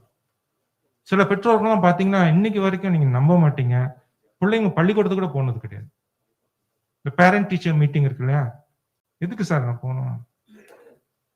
இல்ல சார் நீங்க போகணும், போய் பெற்றோர் அந்த ஆசிரியரிடம் பேசணும்னா பரவாயில்ல சார் என் மனைவி போய்க்குவாங்க. ஸோ அப்படிங்கும் போது எங்க வந்து நம்மளுக்கு வந்து அந்த புரிதல் வருது. ஸோ நம்ம வந்து இன்னொன்னு பாத்தீங்கன்னா நம்ம இன்னைக்கு என்ன இப்போ பாத்தீங்கன்னா அவங்க ஆரம்பிக்கும் போது விதை போட்டாங்க இல்லையா, அதுதான் திரும்பி வரும். நீங்க 20 வருஷத்துக்கு அப்புறம் இல்ல 30 வருஷத்துக்கு அப்புறம் ஒரு பெற்றோரா நம்மளுக்கு கொஞ்சம் ஞானம் பிறந்து நம்ம அவன்கிட்ட போகும்போது அந்த இன்றைய இளைஞர்கள்லாம் வந்து கொஞ்சம் வித்தியாசமானவர்கள். நீங்க எங்க இருந்தீங்க இத்தனை வருஷமா கேட்கக்கூடிய வாய்ப்புகளும் இருக்கு. அதனால இந்த பெற்றோர் நிலையில வந்து நம்ம வந்து அவங்களுக்கு தொடர்ந்து நம்ம வேற ஒண்ணுமே செய்ய வேணாம், அவங்களுக்கு உற்சாகம் கொடுங்க. அவன் வந்து 35 மார்க் வாங்கினா கூட என்ன 35 தானே வாங்கியிருக்கேன் என்பதை விட நல்லா பண்ணிருக்கப்பா 35, இன்னும் முயற்சி செய் 45 வாங்கலாம். இந்த உற்சாகத்தை தான் நம்ம கொடுக்கணும். இந்த மாதிரி கொடுத்துக்கிட்டே வந்தோம்னா நிச்சயம் நம்முடைய சிங்கப்பூர் இந்திய சமுதாயம் முன்னேறுங்கிறது என்னுடைய நம்பிக்கையும் எண்ணமும் கூட. நன்றி sir. Now I'll request Brother Raj to ask his question. Okay, I've got a question for Sister Fahima and Malminda, and I'm asking in English because I want Malminda to also respond to this. Now, the Indian Muslim has history of being very patriarchal in the way we have organized ourselves all these years. What would be your good advice to get? Elvin also alluded to it, to want to get more gender diversity. What would be your message to sisters to come forth and then contribute to the community for the betterment? And to Malminda, I'm asking you the same because I think the Indian Muslim and the Sikh community are a sub-community of the large Indian community. I'd like you to share your experience. How did you manage to, or is it still a challenge to you when you were doing either YSA or in the larger Sikh community? Thank you very much. I was hoping nobody asked me this question to not to. Okay, so I think first I'll share pretty much my journey, and the person who's sitting next to him, Dr. Salim and Raja, they know that in the very early days in 2014, 2015, when they asked me to go up and speak on the stage, I'd be like, no, please, not me. I don't want to face the community. I don't want to, it's just too much of pressure, too much of, chaos. And I think it was quite interesting in how in my journey, my stepping stones or my people who insisted that I go out there and start doing and putting myself out there, or to make a patient like and the ஊக்கம் கொடுத்ததே வந்து people like Raja Mohammed, people like Dr. Salim, Dr. Hasbi from Jamia Singapore, Mr. Nasir Ghani, and a lot of people here. அவங்க actually நான் வேணான்னு சொல்ல பண்ணுன்னு சொல்றத வந்து ரொம்ப they were very determined. But ஆனா அது மட்டும் போதுமா? Definitely not. I think not just women, I think generally young parents when the family support ரொம்ப தேவை. And the family support இல்லைன்னா வெளியில வரவே முடியாது. Because I'll tell you now one event, just to do one event. Let's say, lots of meetings நடக்கும். நிறைய after work hours நாங்க meetingsல இருப்போம். So on the timeல I can't look after my kids and everything. So on the whole responsibility, they are not sharing with me. I basically transfer the whole aspect of looking after my family to my mother and my husband. So they must be willing to do it. Adha avanga burden ah paaka kudadu, because if they do that, then my family side becomes a stress for me. எனக்கு அது இருந்தது இல்ல, அல்ஹம்துலில்லாஹ் எனக்கு அது இருந்தது இல்ல. So எங்க அம்மா டோட்டலாவே பிள்ளைங்களை பாத்துக்கிறாங்க. So a lot of evenings get burnt. Saturday, Sundays, I think generally people who see my social media, they know. Also, I'm not at home because what is community service? நிறைய பேரை பார்க்கணும், பழகணும், அப்புறம் நிறைய, you need to be work. You need to get work done now. You have to be out there. And traveling involved. There's a lot of traveling. ஒரு meeting வந்து 1 hourல முடிஞ்சிட்டு just 5 minutesல வீட்டுல இருக்க முடியாது. The meetings will take 2 hours. அதுக்கப்புறம் வீட்டுக்கு போகணும், half an hour. There's a lot of time that you need to give. And அதுக்கு family support is very, very important. And like போய் பண்ண அதோட the good things பார்க்கறது மட்டும் not important. And the very bad moments also you have to be there. And I think in the காலகட்டத்துல especially like husbands or parents வந்து அந்த சுமையை வந்து ஷேர் பண்றது மட்டும் முக்கியம் இல்ல. Sometimes you need to take over it. And I think for me, my husband and my mother have done that wholeheartedly. ஆரம்பத்துல அவங்களுக்கு ரொம்ப கஷ்டமா தான் இருக்கும். பிகாஸ் எதுக்கு இது இதெல்லாம் தேவையா அப்படின்னு நாங்களே நினைச்சிருக்கோம். But I think when you start doing some work and then அதோட பலன் தெரியும் போது you start realizing, okay, நான் வந்து குடும்பத்தை விட்டு வெளியில வந்து இவ்வளவு சமூக சேவை பண்ணும்போது அது சமுதாயத்துக்குள்ள பலன் is much more bigger than what I would be here. எனக்கு அது zakat. That time for me is zakat. The time for me is to follow the path of the deen. And that is important for me. I think for me, I want to be that mother. So first mindset maranu. You see, it cannot be let's manage work, volunteer work, kids. It cannot be. It is at the end of the day, in a week, number ivlo time potona, what do we feel at the end of the week? Ada murumaya paakano. Most important, it has to make you better. It has to develop yourself. And I think that's important. So of course, நிறைய வந்து ஊக்குவிக்கிறதுக்கு ஆளுக்க வேணும், support பண்றதுக்கு ஆளுக்க வேணும். And people must willing to give you opportunities. I think எனக்கு Jamia Singapore is a very good platform. Space கொடுத்தாங்க. That's it. Okay, just come and be on board. Do what you think is important. எனக்கு என்ன Jamia Singapore ரொம்ப பிடிக்கும்னா வந்து இன்டர்ஃபியரன்ஸே பண்ண மாட்டாங்க. The kind of trust that Dr. Hasbi, Dr. Salim had placed on us, and I think Ashik is witness to that. We did a whole regional conference where nanga enna sonalum they'll be like, that's a good idea, go for it. I think they never worried, adu ipdi pannuma apdi pannuma, very little interferences. And I think even with Indian Muslim professionals at Improv, I had that space. And the non-interference is a very helpful thing for young people because evlo less restrictions irko, how much of kind of people pressuring you less irko, you get a bit more creative, and that makes you enjoy the work as well. So these are beyond all that, you need peer support. Especially in community work, you need people who understand the challenges. And this is where people like Irshad, people like Malminder knows, Sarabjit Singh, my Sikh brother. These are people who knows the pain of volunteer work and, the work we do out there. The days where people criticize us, நிறைய அவச்சொல்கள்லாம் கேள்விப்பட்டிருக்கோம். ஆன்லைன்ல சில பேர் எங்களை எல்லாம் தாக்குவாங்க, என்னென்னமோ நடக்கும், என்னென்னமோ சொல்லுவாங்க. And அந்த டைம்ல நம்ம ரொம்ப we feel like எதுக்கு இது நமக்கு, just go back, just work and study and look after kids and all. But during that time, you look at the people around you and you know that is important. Because at the end of the day, I mean, brother Masood வந்து சொல்லியிருந்தாங்க like about Indian Muslims. We are not just Indian Muslims. We are Singaporean Indian Muslims. So we are bridge between not just two communities, but many communities. So our responsibility becomes higher. We have the ability to do what many can't, which is to bridge between a lot of communities because of our diverse identities. And I think that's where there are solutions kudukalam nambo. In my experience, when we go to the table with solutions, everybody is ready to help.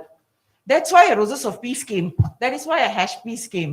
Because when you go to the table with, we want to do this is my solution, this is the problem I saw, the whole world is willing to open the door. And we live in a country where resources are very generous. I've traveled around the world, people of our age, they almost beg, நிறைய கஷ்டப்படுவாங்க, resources கிடைக்கிறதுக்கு ரொம்ப கஷ்டப்படுவாங்க, our age people.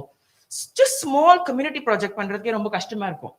But we live in a country where we have grants, funds, donations open to us. But the question is like what Mr. Anbu said, பயன்படுத்துறோமா, ஏன் பயன்படுத்தல? So அப்படி அந்த கேள்வி கேட்கும்போது the next question is, are the women coming forward to do it? Why aren't you doing it? Why aren't the women coming forward? It cannot be just opportunities given to you. Why aren't you grabbing the opportunity to serve your community, serve the country, and also in a way serve the purpose of your religion, which is to serve, it is zakat, to do community work, zakat. So that's what I did, and I think by God's will, I have been guided, and I hope to be guided and just do what I do. Thank you. I think humble request, first and foremost, can you join me in applauding both of these two wonderful individuals? I mean, Brother Ambu, I've known him for years and years, the passion in which he serves Sinda and how every forum he goes to, he gets all kinds of comments and questions, but the way he handles it, amazing guy, right? Really amazing guy. And Fahima, I mean, the way she's, I'm glad Raj asked that question actually, because it's actually very difficult for women to come forward to serve. And I say this because of both the pull and push factors. I mean, take Sister Fahima, for example, she's a mother. She's, a working woman. She was until recently the general manager of IRO. She runs her own non-profit. She's doing her own master's full-time. I mean, what not is she doing, right? That's a lot, right? And just pull aside all the other responsibilities. Just take the role of a mother, right? I'm a parent. I think I'm a very involved father. I think I'm a very woke father, right? I get very involved with my children. But yet, I do 30% of what my wife can do, right? When my son is crying or my daughter is crying, they're going to look for, not for me, but for my mother, my wife. They look for the mother first, right? So as a woman, to put all that aside and say, look, I still want to come forward and serve the community, whether it's a zakat, whether it's a calling of the Almighty, or just your way to give back. It's a huge, huge thing. So as a community, first we need to recognize that, appreciate that, right? Give them the space for that. Secondly, I think there are a lot of push factors as well. Are there glass ceilings? Do we allow? You're right, Raj. It's a very patriarchal society. Not just, I think, the entire Indian society generally. Even we face the same problem as well, right? Today, out of 17 Sikh organizations in Singapore, we have one that's led by a woman. Only one, right? Okay, some progress, because 5 years ago there was none. Today there's one, right? Some progress. Brother Ambu and I were just at another event next door a short while ago. We were just talking about this. I was telling him, congratulations, he's finally got some Sikh women involved in Sinda. Because honestly, I think the Sikh women are doing very well. In fact, they're doing better than the Sikh men professionally. It's time that we recognize them. It's time we got them involved. So Sinda has done a fabulous job in getting some of them involved, co-opted some of their committees this time. So well done, on that. We are taking baby steps as well. So I said 1 out of 17. When I was at YSA, I tried to bring some more than half of my exco were women as well, or young girls. And we're taking baby steps on that.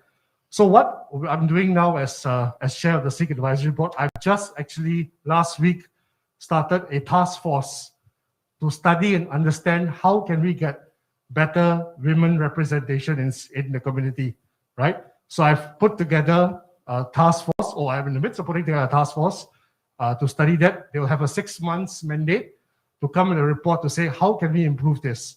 I'm more than happy to share these results once we find out with your community to see if there's anything that we can share together as well. But, great question, Raj. And I think, we should all do more to encourage our women to step forward, because they have a lot more to contribute. The empathy and the compassion that women bring forward is invaluable.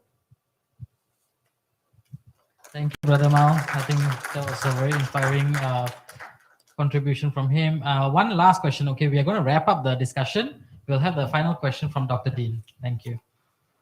Just one small, maybe we need advice for the youth. Maybe you can, Mr. Anbu can tell them. Because now I'm looking on youth newly get married. There are a lot of problems happening in their family life. And I personally have involved in many, like what you say, panchayat or these kind of things. In Indian Muslims, there are a lot of problems going on. So maybe our youth members, maybe you can give them some guidelines, how to go about it, to avoid these kind of things.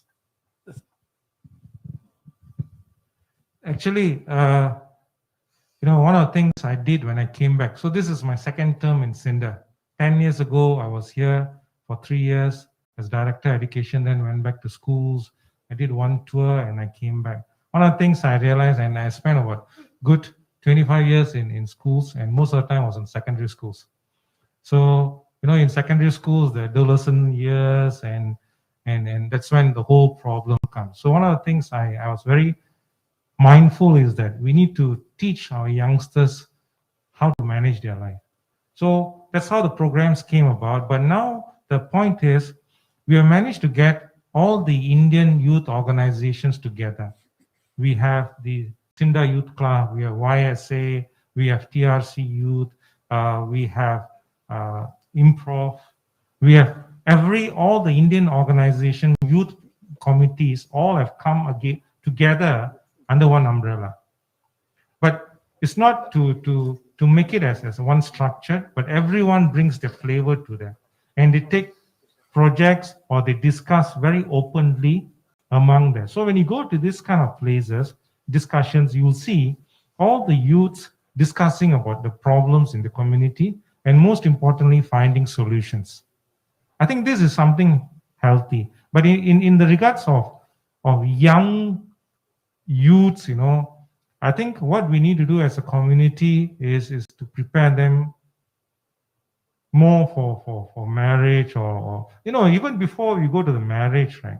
I think one of the other thing is the settling down in the career itself is that there's a lot of them finding issues. Because when I speak to a lot of youths, not all of them, some of them, their point is, let me finish my diploma. Let me finish my IT course and then see. இது எப்படின்னா ஒரு காலத்துல வந்து நீங்க primary 1க்கு போகும்போது நீங்க kindergarten போகாம பிரைமரி 1 போயிடலாம். அங்கதான் அவங்க வந்து உங்களுக்கு 1 2 3 இல்ல வாய்ப்பாட்டெல்லாம் சொல்லி கொடுப்பாங்க. இப்பெல்லாம் வந்து I'm just telling them that long time ago, you don't have to go to kindergarten. You go to primary 1, you're fine. Today, you miss your kindergarten, you go to primary 1, you're put as slow learner. So when you go to primary 1 itself, you should know the times table, you should know whatever, Similarly, what we need to prepare them is, career is one. They should know what they want to do. Even they're not, they must have some aspiration, I want to do this. The second thing is, they shouldn't hurry into this. I mean, there are a lot of marriage workshops and everything. I think they should attend it. But again, unless you make it compulsory, people are not going to attend it. I've tried everything, Cinder tried having marriage workshop. And we worked with ROM, we worked with everybody. We went on social media and we said, we bring in exciting speakers and everything. You won't believe, it was myself, a few of my staff, and a few, I think 2 enlightened pair of youths because they wanted to know. But getting them is very difficult. When you speak to them, they say, Stanbu, that's my personal choice. Why do I want to come and sit down, listen to someone talk about their perspective of marriage? So அங்கதான் சிக்கல் இருக்குண்ணே. ஏன்னா இப்போ சில இடத்துல பாத்தீங்கன்னா நம்ம நல்லது சொன்னா கூட அவங்க வந்து புத்திமதியா எடுத்துக்கிறாங்க. நம்ம ஏன் சொல்றோம் அப்படின்னா, அங்க ஒரு பள்ளம் இருக்கு, உளுந்துடக்கூடாதுன்னு தான் நம்ம சொல்றோம். அவங்க என்ன சொல்றாங்க, அது பள்ளம்னு உங்களுக்கு எப்படி தெரியும், உங்க பிரம்மையா இருக்குங்கிறாங்க. சரி, உளுந்து எந்திரிக்க முடியாத, அப்புறம் கை தூக்கணுமே, அதனால நம்ம பண்ணலாங்கும் போது அங்கதான் இந்த மனித உறவுகளே இந்த மாதிரி விஷயங்கள்லாம் ரொம்ப சிக்கலானது. இது எப்படி பண்றது வந்து நம்ம சமுதாயத்துல ஒட்டுமொத்த தேசிய நிலையில நம்ம பண்ண முடியாது.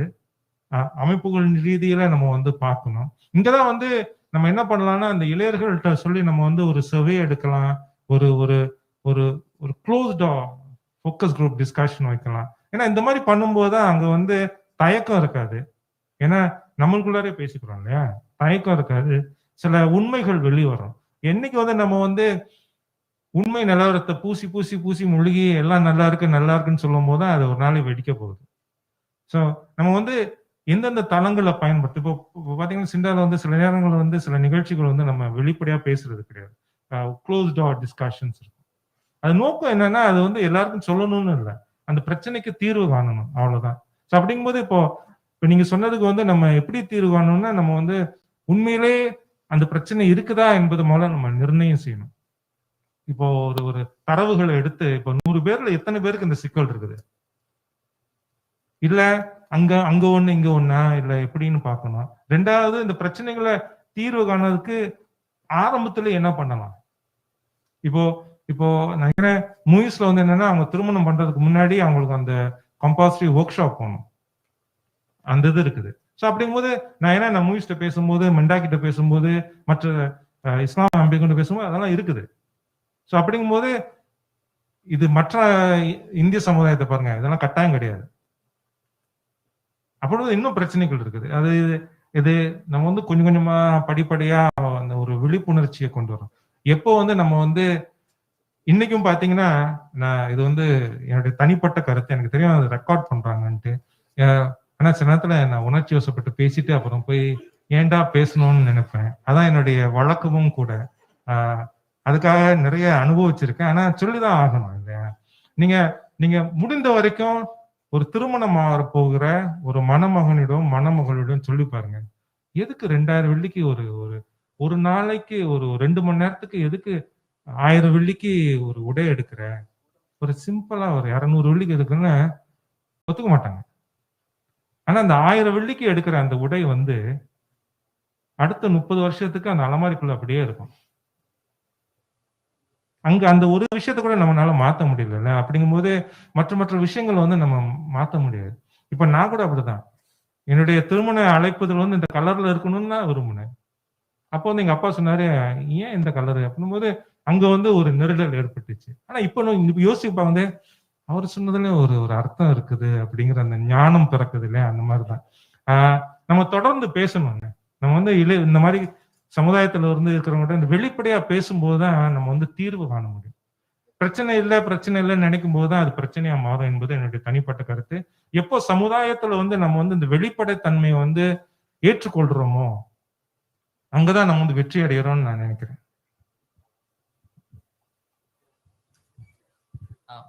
Brother Mal will just add something before we go to Tariq. Sorry, take a bit more time. So I understood a little bit of what Ambu said in Tamil. You know, during COVID, right, I've been watching a lot of Netflix, right? And I've fortunately turned to also watching a lot of Tamil movies, right? So I've learned a little bit of Tamil, so I try to understand a little bit of what Brother Ambu was saying. Unfortunately, I think that I can't really share the kind of Tamil that Ranjini speaks, otherwise you'll probably throw me out of here, right? But anyway, just to answer the question that was put about challenges, I think, I mean, you shared about marriages and some of the social issues, but I think I would also like to focus on the economic issues, which, MOS, Alvin shared earlier as well. I think very importantly, we need to groom our young ones to be ready for the future, for the economy. No one else is going to do that except for us. No one else owes us that. We have to take care of our young. We have to make sure that they're ready for that. And use whatever resources. I shared earlier about how, as a community, you have a lot of rich resources, so many role models, so many successful professionals. Please use them. Put politics aside, put personal relationships aside. Please use them. Please leverage on them, to create that pipeline of talent. That's very important. That's why one of the things that we started at YSA was this professional development pillar, because we really wanted our youth to be ready, for their careers, be ready for professional. I mean, earlier Brother Ambu shared that educational-wise, the latest census report, we have done better. That's great. And I think that's a good sign. But also know that the devil's in the details, right? While degree level-wise, we may have done better, what kind of quality of degrees are we getting? Are we getting degrees from the top universities, or are we getting degrees from degree training mills, which honestly may not count for much in the workforce, right? And then we are set further behind. So, these things are very important. Secondly, is this on record, by the way? It is. Okay, then I'll be very careful what I say. Secondly, I think we also need to encourage entrepreneurship, right? We need more SMEs from the Indian community. And I speak because I used to be part of the Indian Chamber of Commerce. And I remember how it's important to have and catalyze the entrepreneurship in the community. Our own SMEs are likely to hire our own people. Let's face the truth, like the elephants in the room, right? I mean, as Muslims and Sikhs, we are quite similar in the sense that we have very distinct religious identities, which makes us look different from the others, right? Whether you wear a scarf, whether you wear a turban, whether you keep a beard or not, we look different from the rest, right? As a result, we stand out. And when you stand out, sometimes people are very afraid of what you are, what you represent. Sometimes people are uncomfortable, right? So the more of us we have in hiring positions and the ability to create jobs, the better. So entrepreneurship is very important. Prepare our young for the future economy and leverage the young talent that we have out there. I think if we can solve some of these economic issues, at least we solve part of the social problems down the road as well, because it is a vicious circle. That's what I think, yeah. Thank you, Brother Mal. And I think I promised you all that was the last question, but I think there's one more pressing short question. Thank you. Yes. Okay, sorry for this last question, distinguished panelists. Okay, I just wanted to ask a question in my capacity as a youth. Okay, so I know I speak on behalf of many youths here who have volunteering in their heart. Okay, when we are very passionate about a cause, we want to just put both feet into the water and just go all out for it, But during this fight, there's something that's called the activist fatigue, where when we don't see any tangible results happening because of whatever we are fighting for, we get tired, we lose hope, So I just wanted to ask, like, when do we know when to stop, or when do we know maybe change the approach in whatever we are fighting for? Yeah, that's the question. Yeah. Could you please introduce yourself? Your name, please. Okay, my name is Hafiz. I'm from NUS. All right, Hafiz. Lucky you asked the question. So, Sister Nazat here was telling me how come all the questions are coming in from our elderly people, and then where are all the youth? And then there are 13 youth who came on board, and then where are they? So lucky you asked the question, so she doesn't need to wrap up with that note. Yeah, we were planning to wrap up with a harsh scolding. We're thinking, where are the young people asking questions? I mean, that's the first step, right? I know the word activist has taken a very negative connotation. Even I've stopped calling myself an activist because of the thing. Firstly, you need to understand it's very easy to go out there and say what's in your mind. It's very easy. அங்க போய் மனசுல என்ன இருக்குன்னு தைரியமா பேசுறது, it's not a difficult thing. ரொம்ப easy. அது யார் வேணாலும் பேசலாம். My 9-year-old can do that. That doesn't make an activist. An activist looks for a solution for a societal problem. If you want to solve a societal problem, you need to understand the terrain, this landscape in which the problem has arisen and continues. And this requires you to study. You cannot, just because you graduate out of a university with a degree in sociology or, you don't think you can come and solve a problem. Many people for years have tried to solve a problem. Can we come and suddenly solve it because we are born in this generation? I think that's an absurd idea. I think we come in with a lot of arrogance because we are people of this generation, and that's when activists cannot withstand. That's where we fail. So we come in, we study. And how do you study? Google doesn't give you answers at all. People who have tried and couldn't do it, they will tell you what they did. Now, beyond all that, they will put you in touch with the right people they have spoken to over the years. And you study the pattern, you learn about it, and then finally, after many years, you will spot the area where you thought nobody has looked at it. It is a research process, which you need to engage in and do a lot. And I'll tell you, that's how even in Hash Piece, when I started it, I was like, extremism, or, racial religious harmony. Our leaders have been grappling with this kind of fault line since 1965. What can a young person do? But you see, I started to then, after following through all the work that's already been done, identify little gaps where I thought I can give. And that's how I plug in. If you can start plugging in the little gaps, one day you will start seeing how your contribution has given to the overall sector. And that's when you start making a difference. So it's really about the effort to learn and then make what you learn into an outcome that benefits all. So that's why what he means being objective driven. So at the end of the day, you cannot come in saying that, oh, I must give a solution. No. Even if you find good things and you have established relationship which somebody else can carry forward, even that's activism. And be very careful when you talk about advocacy or activism, because in Singapore, we do things differently.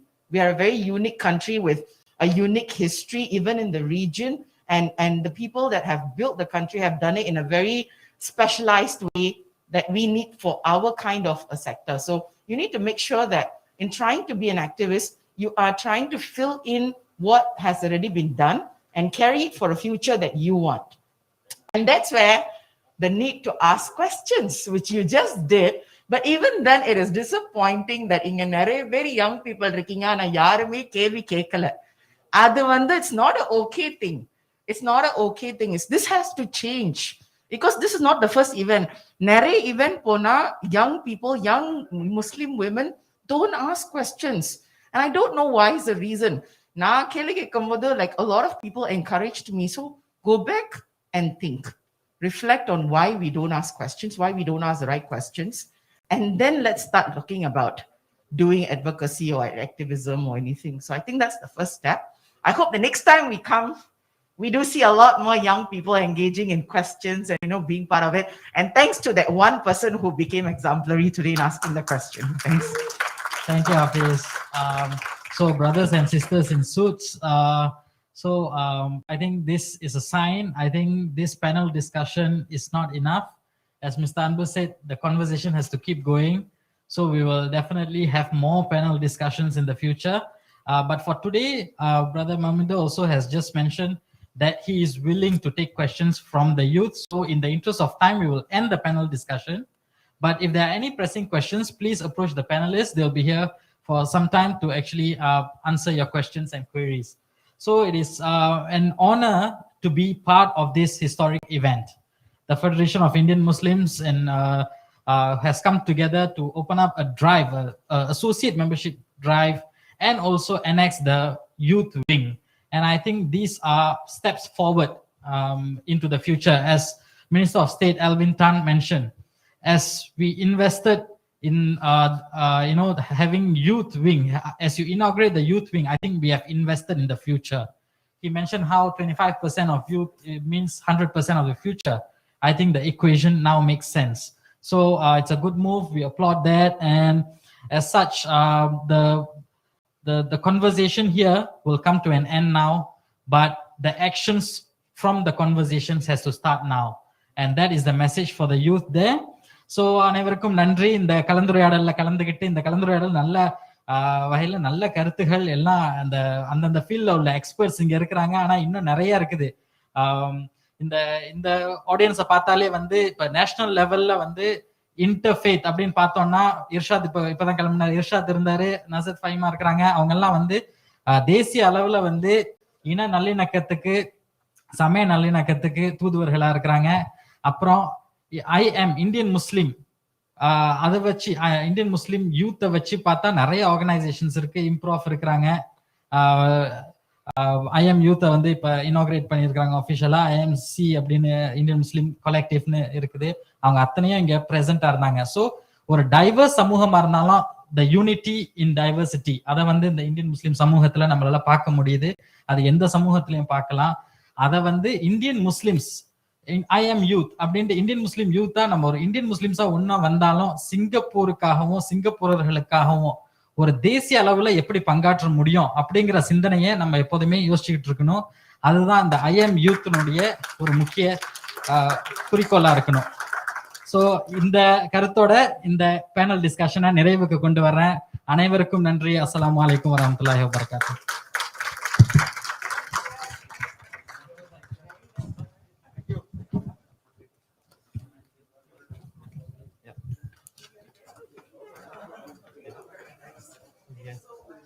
We'd like to thank our panelists and moderator definitely for that insightful and enriching session.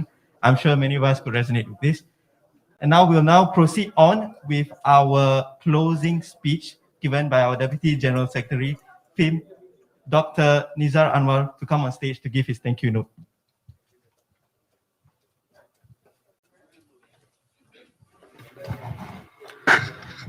Assalamu alaikum wa rahmatullahi ta'ala wa barakatuhu. இந்திய முஸ்லிம் பேரவையின் இளையர் பிரிவு இன்று அதிகாரப்பூர்வமாக துவக்கம் கண்டுள்ளது. இந்த மகிழ்வூட்டும் நாளில் நீங்கள் எங்களோடு இணைந்திருப்பது எங்களை மேலும் மகிழ்ச்சியின் உச்சத்தில் ஆழ்த்தியுள்ளது. இந்திய முஸ்லிம் பேரவையின் சார்பில் சற்று முன் வருகை தந்திருந்த துணை அமைச்சர் திரு அல்வின் டான் அவர்களுக்கும் இங்கு அமர்ந்திருக்கும் சமூக தலைவர்களுக்கும் இந்த நிகழ்வை சிறப்பாக்கிக் கொண்டிருக்கும் அன்பர்கள் அனைவருக்கும் எங்களது நன்றியையும் அன்பையும் தெரிவித்துக் கொள்கிறோம். Greetings to everyone. May peace be upon all of you. As we are approaching the end of today's program, it is time now to register our thanks and appreciation. We would like to thank our guest of honor, Minister of State, Mr. Alvin Tan. We would like to thank our panelists today for engaging everyone with a fruitful discussion and sharing. Thank you, Mr. R. Anbarasu, CEO of SINDA. Thank you, Ms. Nazat Fahima, President, Peace. Thank you, Mr. Malmidajit Singh, Chairman, Sikh Advisory Board. Thank you, Mr. M. Irshad Mohammed, journalist, Tamil Murasu, for expertly moderating the panel discussion. We started today's program with a beautiful Qiraat recitation and explanation. Thank you, Ms. Ummu Umara. We would like to thank all the distinguished guests present here today. We appreciate your presence, time, and your blessings. We are truly glad that you have made yourself available to celebrate this memorable occasion with us. And a special note of thanks to our FIM President, Mr. Muhammad Gauss, for leading us and guiding us. Thank you, President, for walking the talk and living by the mission and vision of the Council. We would like to thank Mr. Shahul for all the administrative and technical help rendered. We would like to thank all Council members and advisors for their invaluable advice, support, cooperation throughout the entire process of establishing associate membership and launching the youth wing.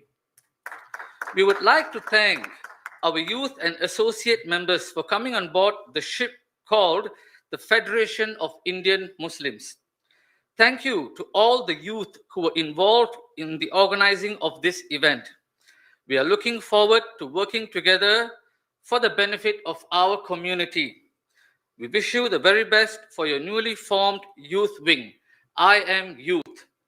And there are many others who come together, or rather came together, to contribute to today's program. If we have not specially mentioned you, we still appreciate your contribution. Thank you all who are supporting and helping from behind the scenes to run this event successfully. Once again, thank you everyone for making this a wonderful day. Assalamu alaikum wa rahmatullahi ta'ala wa barakatuhu.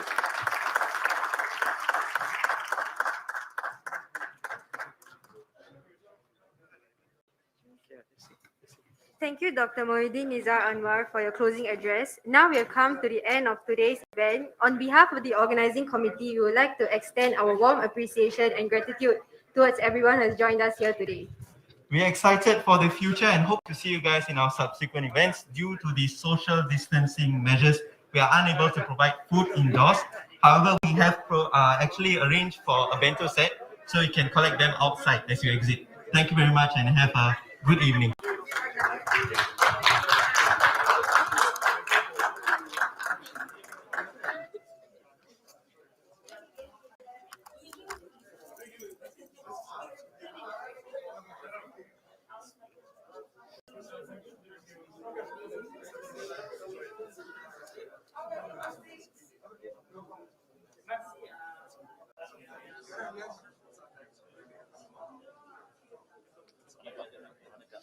வணக்கம் பார்க்கல நான் வந்தீங்க.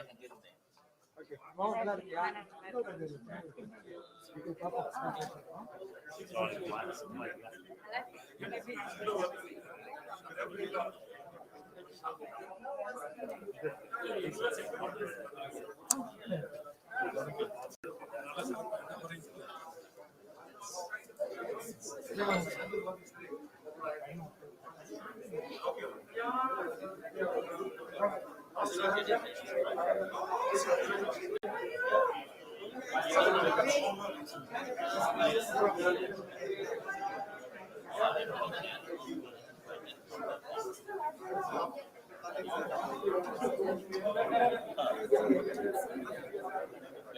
Okay.